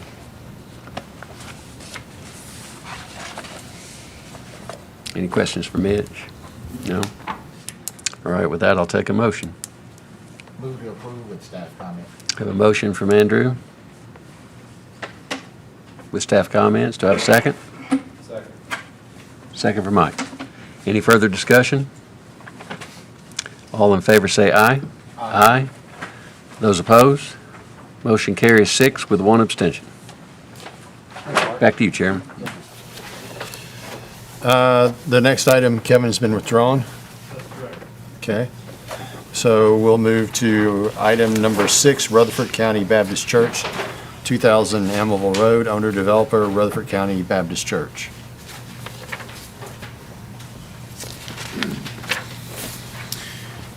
Rutherford County Baptist Church currently planning to relocate from their existing facility, which is located on Seminary Road. Proposed relocation is to property with road frontage on Almaville Road, which is located directly across from the entrance to 1 Mile Lane. Access to the site has a primary access off of Almaville Road with an access easement, which is shared among the 4 commercial tracts of land at this property. At this time, the church is only constructing the main building and a playground with an additional future building, detached building expansion planned at a later date. There's also a multi-purpose field and baseball softball field planned for the future. Vehicular use area, 86,229 square feet. Required landscaping of 8,623 square feet. Applicant's proposing for 9,000 square feet, meeting the requirement. Total park required of 133 spaces, and they're showing 178 spaces. Required handicap of 6 spaces, and they're showing 6 as well. Landscape plan shows a variety of canopy trees spread throughout the site in landscape islands along Amiable Road. Shrubs are proposed to be planted around the base of the building and in landscape islands as well. Architectural elevations show a primary material of ephes with stacked stone accent. The 100-year floodplain is located partially on this property, and the building is proposed to be built outside of that floodplain area. I have standard comments along with a list of staff comments. Staff comment 1, we asked them to submit sewer construction plans. Comment 2, the additional access permit to Almaville Road is subject to approval by TDOT, being it is a state highway. Comment 3, we asked them to label the materials and the architectural elevations. They have done so. Comment 4, we asked them to provide dumpster enclosure elevations. These elevations must match the building, which is ephes and stacked stone. There's a note within that the applicant did add. The note states it must be brick, which is not consistent with what the materials are of the building. So we need to make that consistent and leave that comment. Comment 5, we asked them to provide the building dimensions. They have done so. Comment 6, sheet 5.2 had construction entrance, must have 2 to 4 inch rock diameter and 8 inch thick. They did address the 2 to 4 inch comment, but still showing it as 6 inches in thickness. Comment 7, fire lane needed to be marked and as such and striped. The applicant did add details showing the striping for that fire lane on the side of the building. Comment 8, proposed through lane must be lined up with the receiving lane on 1 mile lane. And the receiving lane on the north side must be lined up with the through lane from 1 mile lane. So we didn't want traffic coming from 1 mile lane into this access to and do any kind of a dog leg into the development. Want to be a straight access across. So that comment still has not been addressed. We'd like them to shift that over a little bit to line up with 1 mile lane. Comment 9 regards CUD. This is within CUD's service area, and comment actually 9 through the rest of them are all belong to CUD. So with the comments 1 through 8 that are staff comments, and then CUD will work through their comments, but with that we would recommend approval. Mitch, when you were talking about the labeling of the exterior elevations, are we okay from a design review perspective as far as ephes is concerned, and is that the primary? It is the primary material on it. ephes is allowed in the design review in commercial districts, which this is. So technically it's meeting design review as it stands. Would ephes not be an accent material?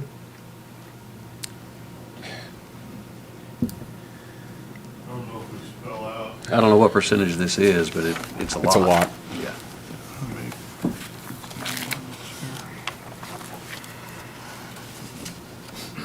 It's a good-looking building, but that's a lot of ephes. Get to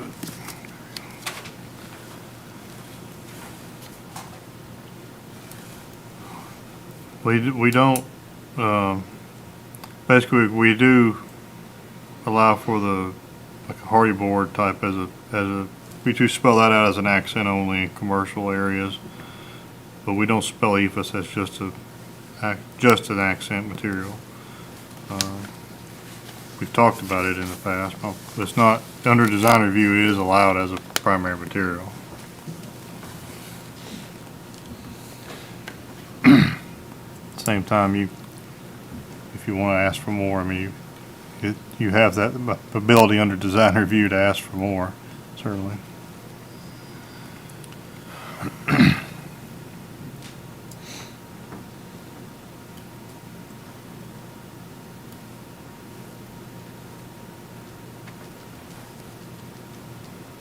Mitchell, they're showing just one entrance and exit. Is that all? There's no rear exit out of there? There's multiple, you have 2 access points off of that cross-access drive, which shares among the parcels, but the one access off of Almaville, and then you have the main entrance, and you have the rear entrance, which goes into the parking area. So, but nothing out of Well, that road goes all the way back to the road, yeah. Yeah, that roadway goes all the way back to the other, there's another road, access to Allenville Road that goes back to the industrial building, just to the north. And there's the auto parts store Yes. and all that. Bakery and all that in there. That'll be like kind of like more or less like a frontage road for all those tracks. So you would have another way out to Allenville Road besides the one they're constructing, because you can go back to the other access. It would go out to the signal up there, right, up by Legacy. If you work your way back in there, you can. Yeah.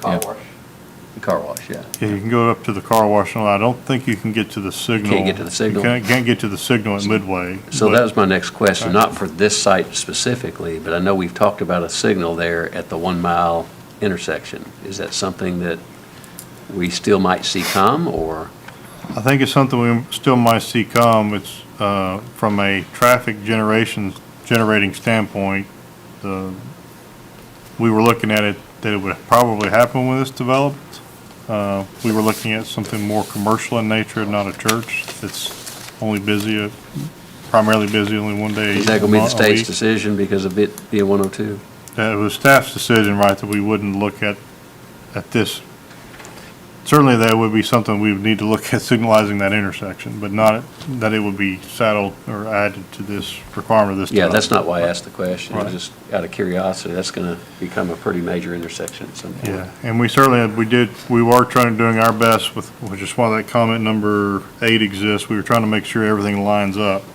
It's when they build it that it all lines up and is correct, so that when it signals, it is signalized, it'll already be in place for that you don't have turn lanes that aren't in the right place and those kind of things.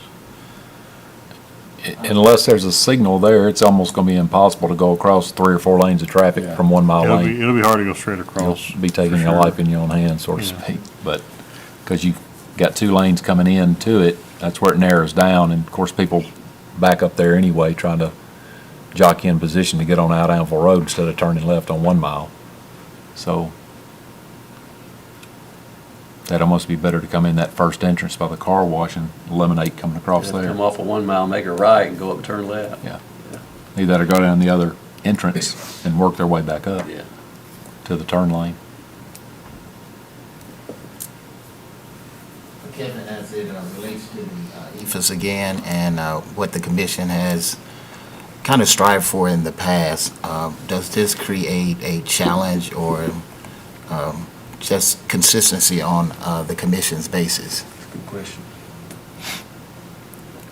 I think, was it the bakery that we asked them to revise that and use a lot less of it? They were revised, I can't remember the exact materials, but we did ask, they had some metal and stuff on that as Around the well. doors. Yeah, and Yeah. so we certainly did on that building. Yeah. You know, we've looked at other things on some other buildings, but we've asked them, up the road there's one of the restaurants, we asked them to add some additional stone or brick, I think. Well, the Captain D's, we asked them to Right. redesign that Right, one that's too. the one I was thinking about, yeah. I can't remember all the specific materials that were part of it. We certainly have asked for additional materials or changing in materials, certainly, on developments in the past, and that's, again, that's certainly something you could do. Is there This is gonna be very some, visible. is there someone here representing Rutherford Church that could come forward?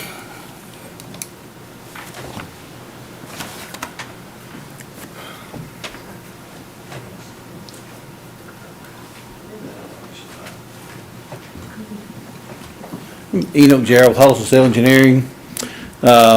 We've submitted the plans to the city, and I don't have the elevation with me, but I don't remember any staff comments regarding it. It does meet the design review standard. The architect is not here tonight. I mean, they're out of Crossville, but this is really the first issue we've heard about the elevations. And, I know there's some EFS, but there's a lot of stone. I think there's maybe a little more than 50% EFS, but I don't know there's any requirements in the design review. And it does meet the design review, and this is the look the architect and the church is going for. They spend a lot of time on the elevations themselves, so I guess that's really all I can offer on the elevations. We did do a signal warning analysis submitted to the city. I think Charles may have reviewed it, and Kevin, but the signal's not warranted at this point in time. The TDOT would have to make that requirement anyway, but we did, the church spent a lot of money on the signal warning analysis to see if it was needed here. But as far as the elevation, like I say, the architects spent a lot of time with the church, and it's the look they're going for, and I believe we do meet the design review standards. They would like to be approved as submitted. Yeah, I mean, you do meet the standard, but it's within the discretion of the commission to request additional, as we've done in the past when we've looked at somebody that kind of comes in and meets a minimum standard. So we're just trying to get an idea of the scope and of what we have here. And again, as Andrew pointed out, we're trying to be consistent with what we're doing here. And I can just tell you that from a council perspective and from what we've done at a commission perspective, we've tried to move away from something that was a majority of ephes to more of an accent, or maybe a little more than an accent when we're looking at a building and building approval here? Yeah, like I say, I'm not exactly sure of the percentage of the ephes.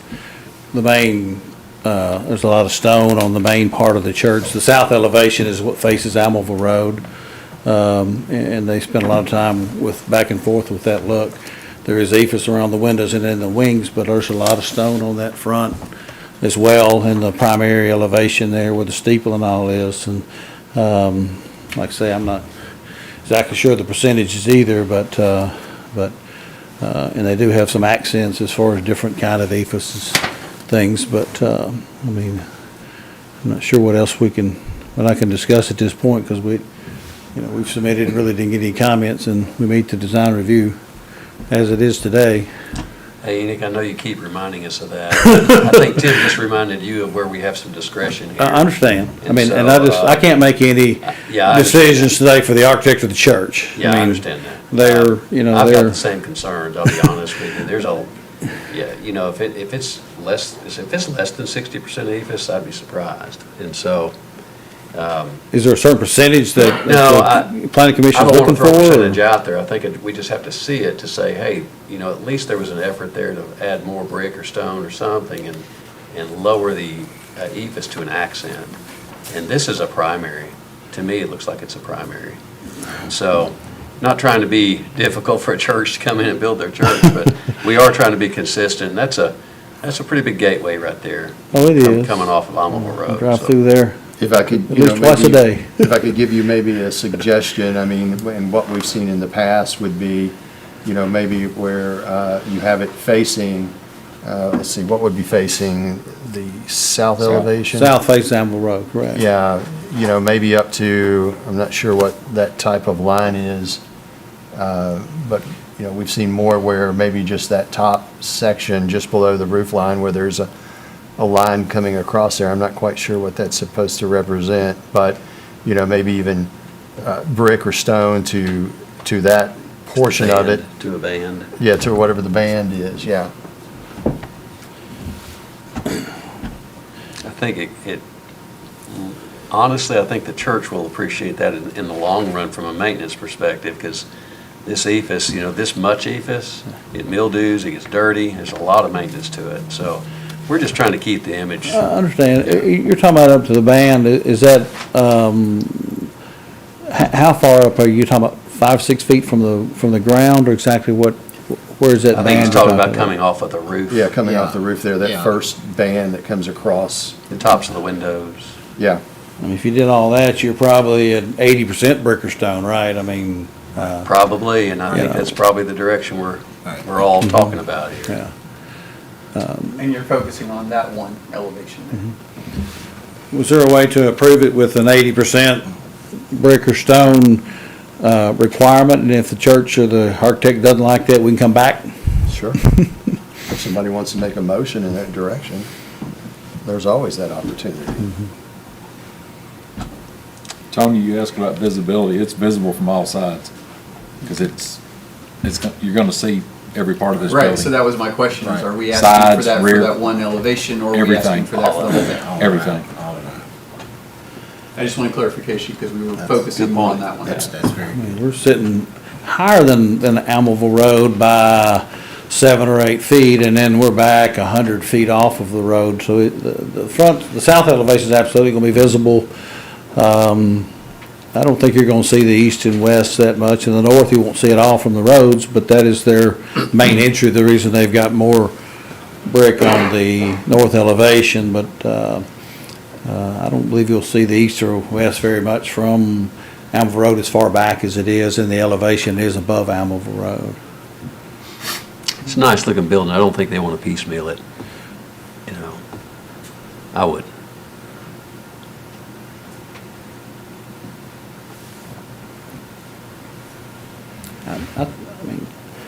I'm okay with the south elevation going to 80% brick and leaving the others like they are, and then you visit that with the Wait a church minute, and leave the the others architect. like they are, which ones you talking about? The other elevations, I thought maybe y'all were talking about. No, I think Tony just clarified Oh, okay. all sides. So all sides that, That's what Tony's question was. I don't know if you heard him ask it or not. no, I must have missed that. Sorry, I was just saying because so much focus was on the south elevation, but what I was hearing was this was the whole building, and we got clarification from the rest of the commission that they were talking about 80% of the whole building. If you don't want us to make that recommendation, you always can withdraw. Yeah, I think I'd like to defer for a month, because, Okay. I mean, you're spending a lot of their money, and I can't do that. I mean, I understand. We're not trying to spend their money. We're trying to make their building look even better. Oh, I think they spent a lot of time making it look attractive, but I will just go ahead and like to defer for 30 days, and I'll bring this up to the church and the architect and see how they want to proceed with the architectural part of it. So you requesting deferral? Yes. Okay. We need a motion on that? I make a motion to defer for 30 days or next week. I have a motion to defer. Do I have a second? Second. I have a motion and a second to defer. Any other discussion? All those in favor of deferring signify by saying aye. Aye. Opposed? Deferrals granted. Thanks.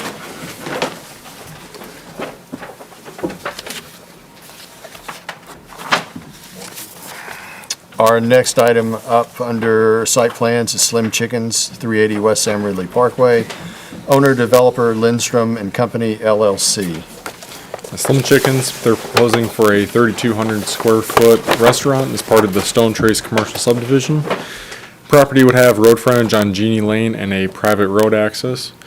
The property is zoned C2 and is surrounded by other C2 zone properties. At this time, just like the other Stone Trace properties, this commercial subdivision has not yet been recorded and will need to be recorded prior to any permits being issued for this development.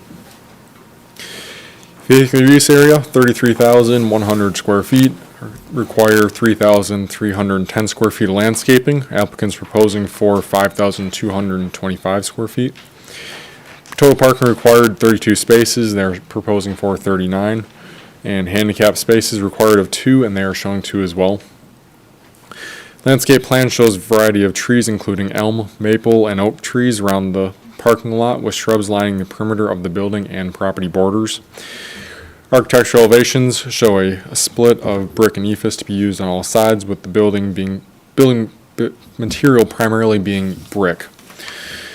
A couple standard comments. Added one for the drive-through. Allows for rough stacking of approximately 17 vehicles for this, so there hopefully shouldn't be any concern about stacking regarding in any of the public right-of-ways. Staff comment 1, provide the EPSC plans and detail sheet to Public Works as part of the grading permit submittal.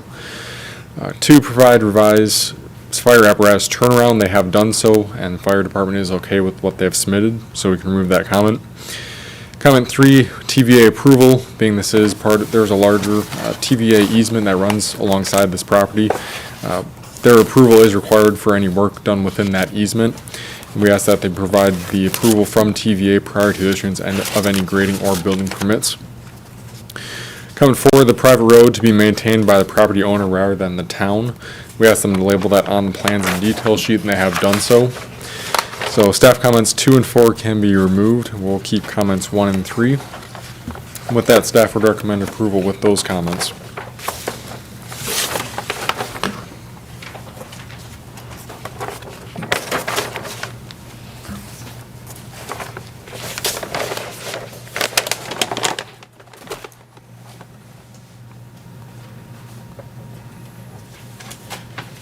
Mitchell, and I'm seeing under design review, the primary material here is brick.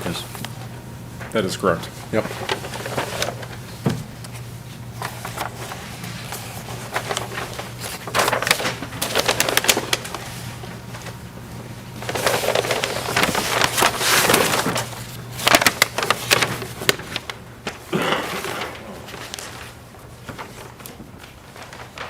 It looks like there's ample amount of room for stacking on this lot when you're looking at the drive and then the proposed drive-through.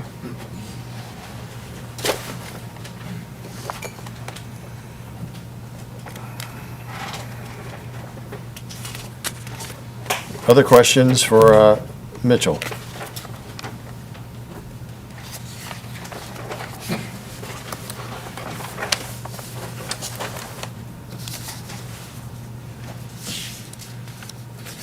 Do I have a motion? Move for approval of staff comments. I have a motion from Tony to move for approval with staff comments. Do I have a second? Second from Amy. Further discussion?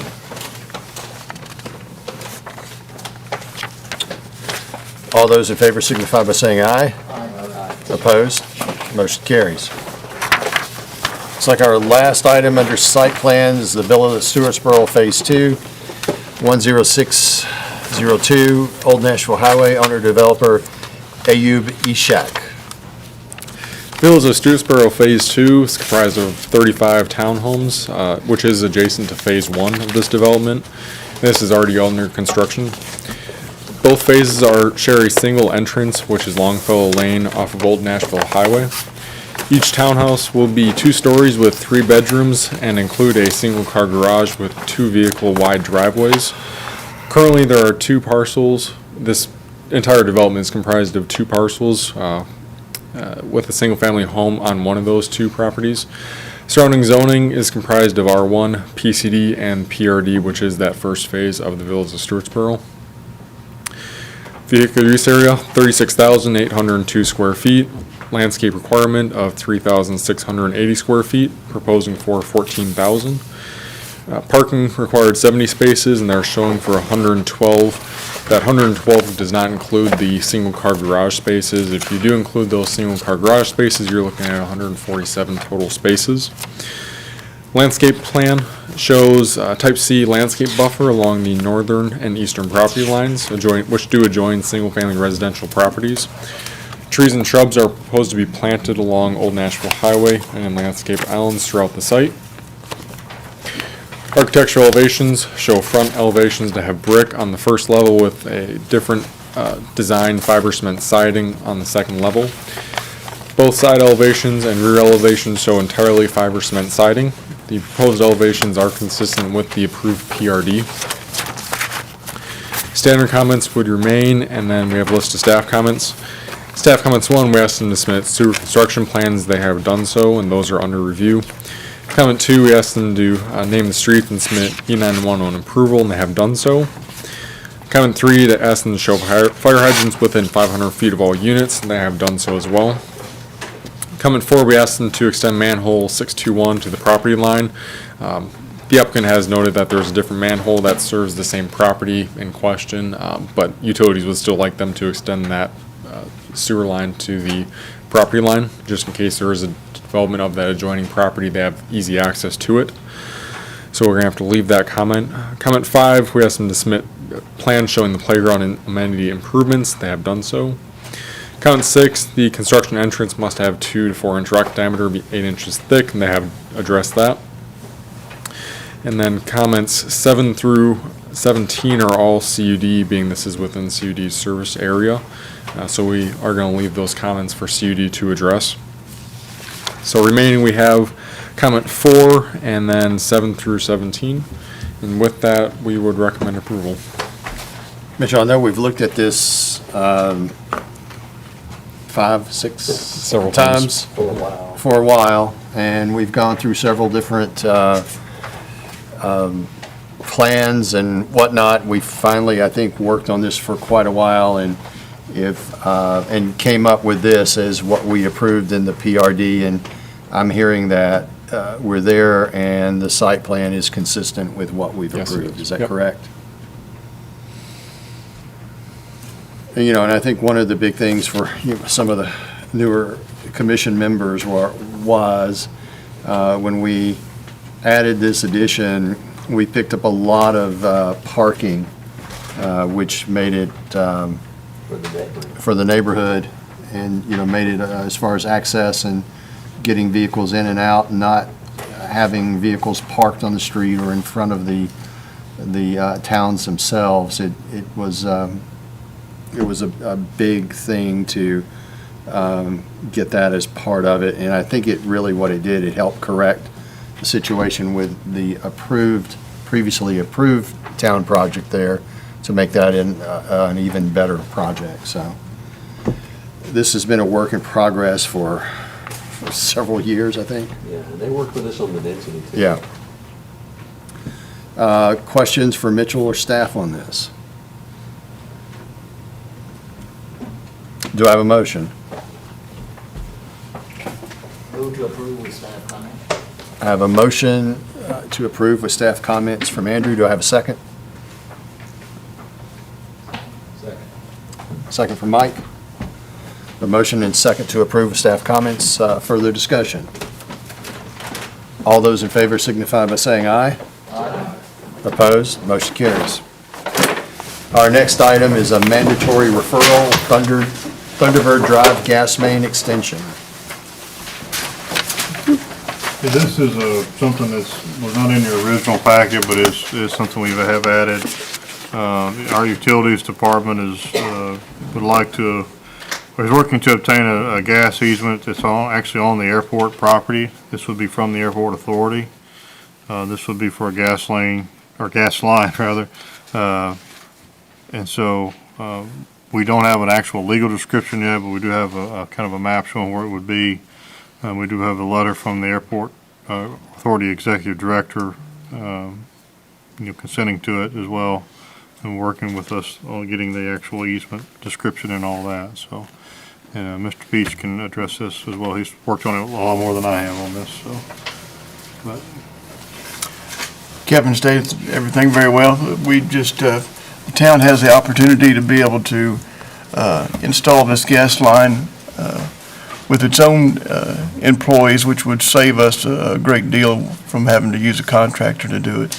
So that's why we're trying to bring the mandatory referral to you at last minute here.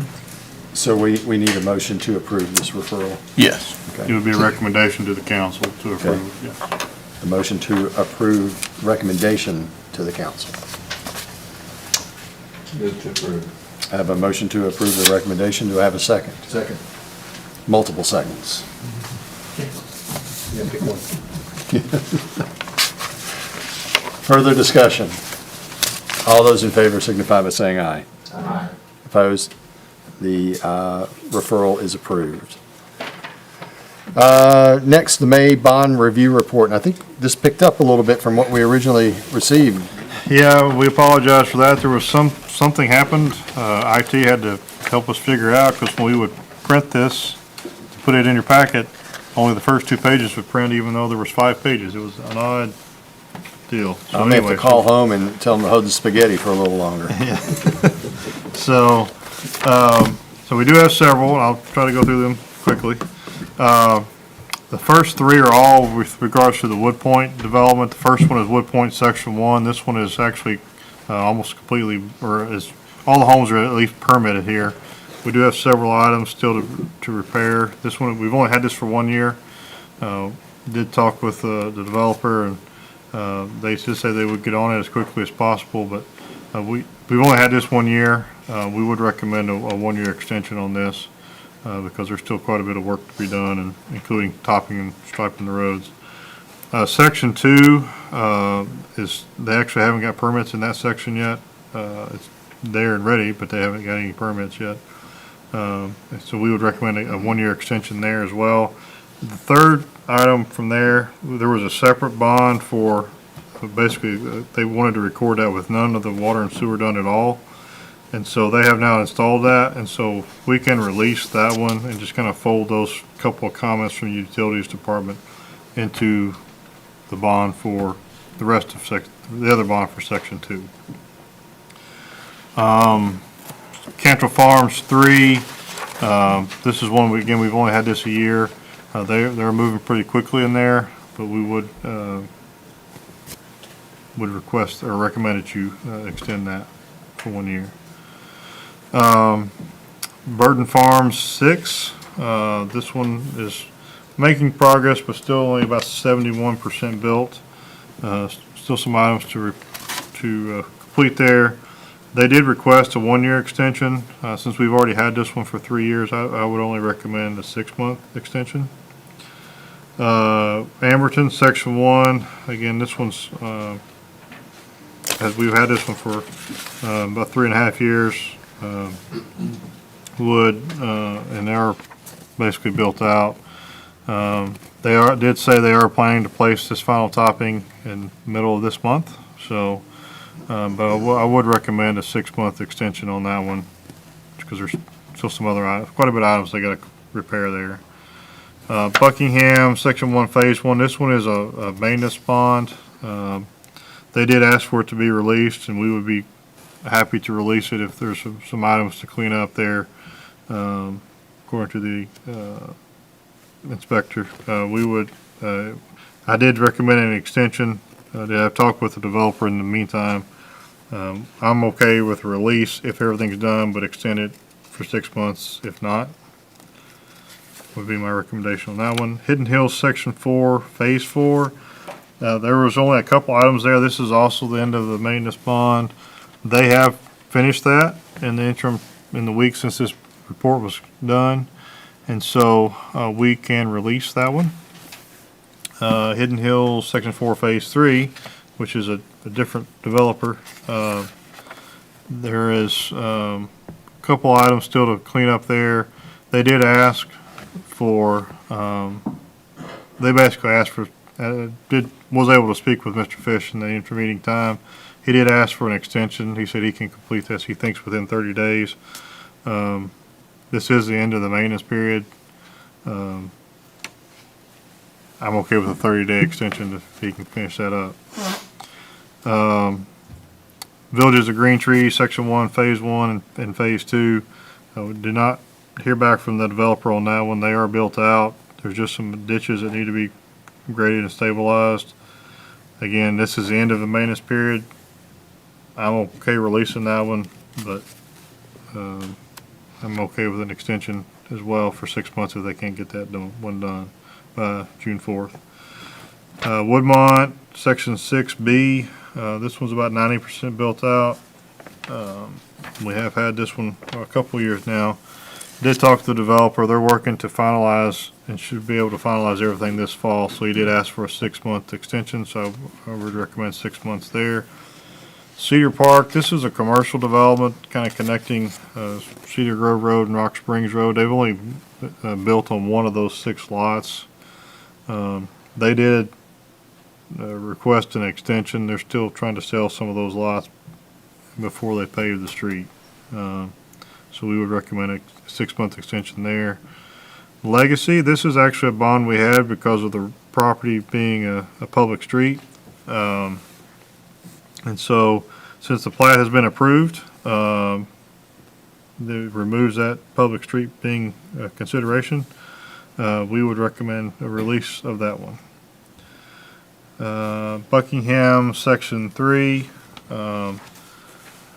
they did ask for, please send us the punch list, and so we will. This one's only about 76% built out, so we would recommend extension of 6 months on that one. And that's what we have. Questions to Kevin about the bond report?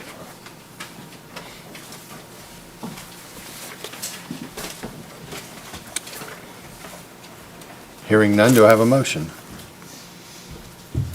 Motion to approve with staff comments and recommendations. I have a motion to approve the bond review with staff comments and recommendations. Do I have a second? Second. Motion and a second. Further discussion? All in favor of approving the May bond report, signify by saying aye. Aye. Opposed? Reports were approved. Staff comments, other business. I don't have anything else tonight. Anything from the commission? We stand adjourned.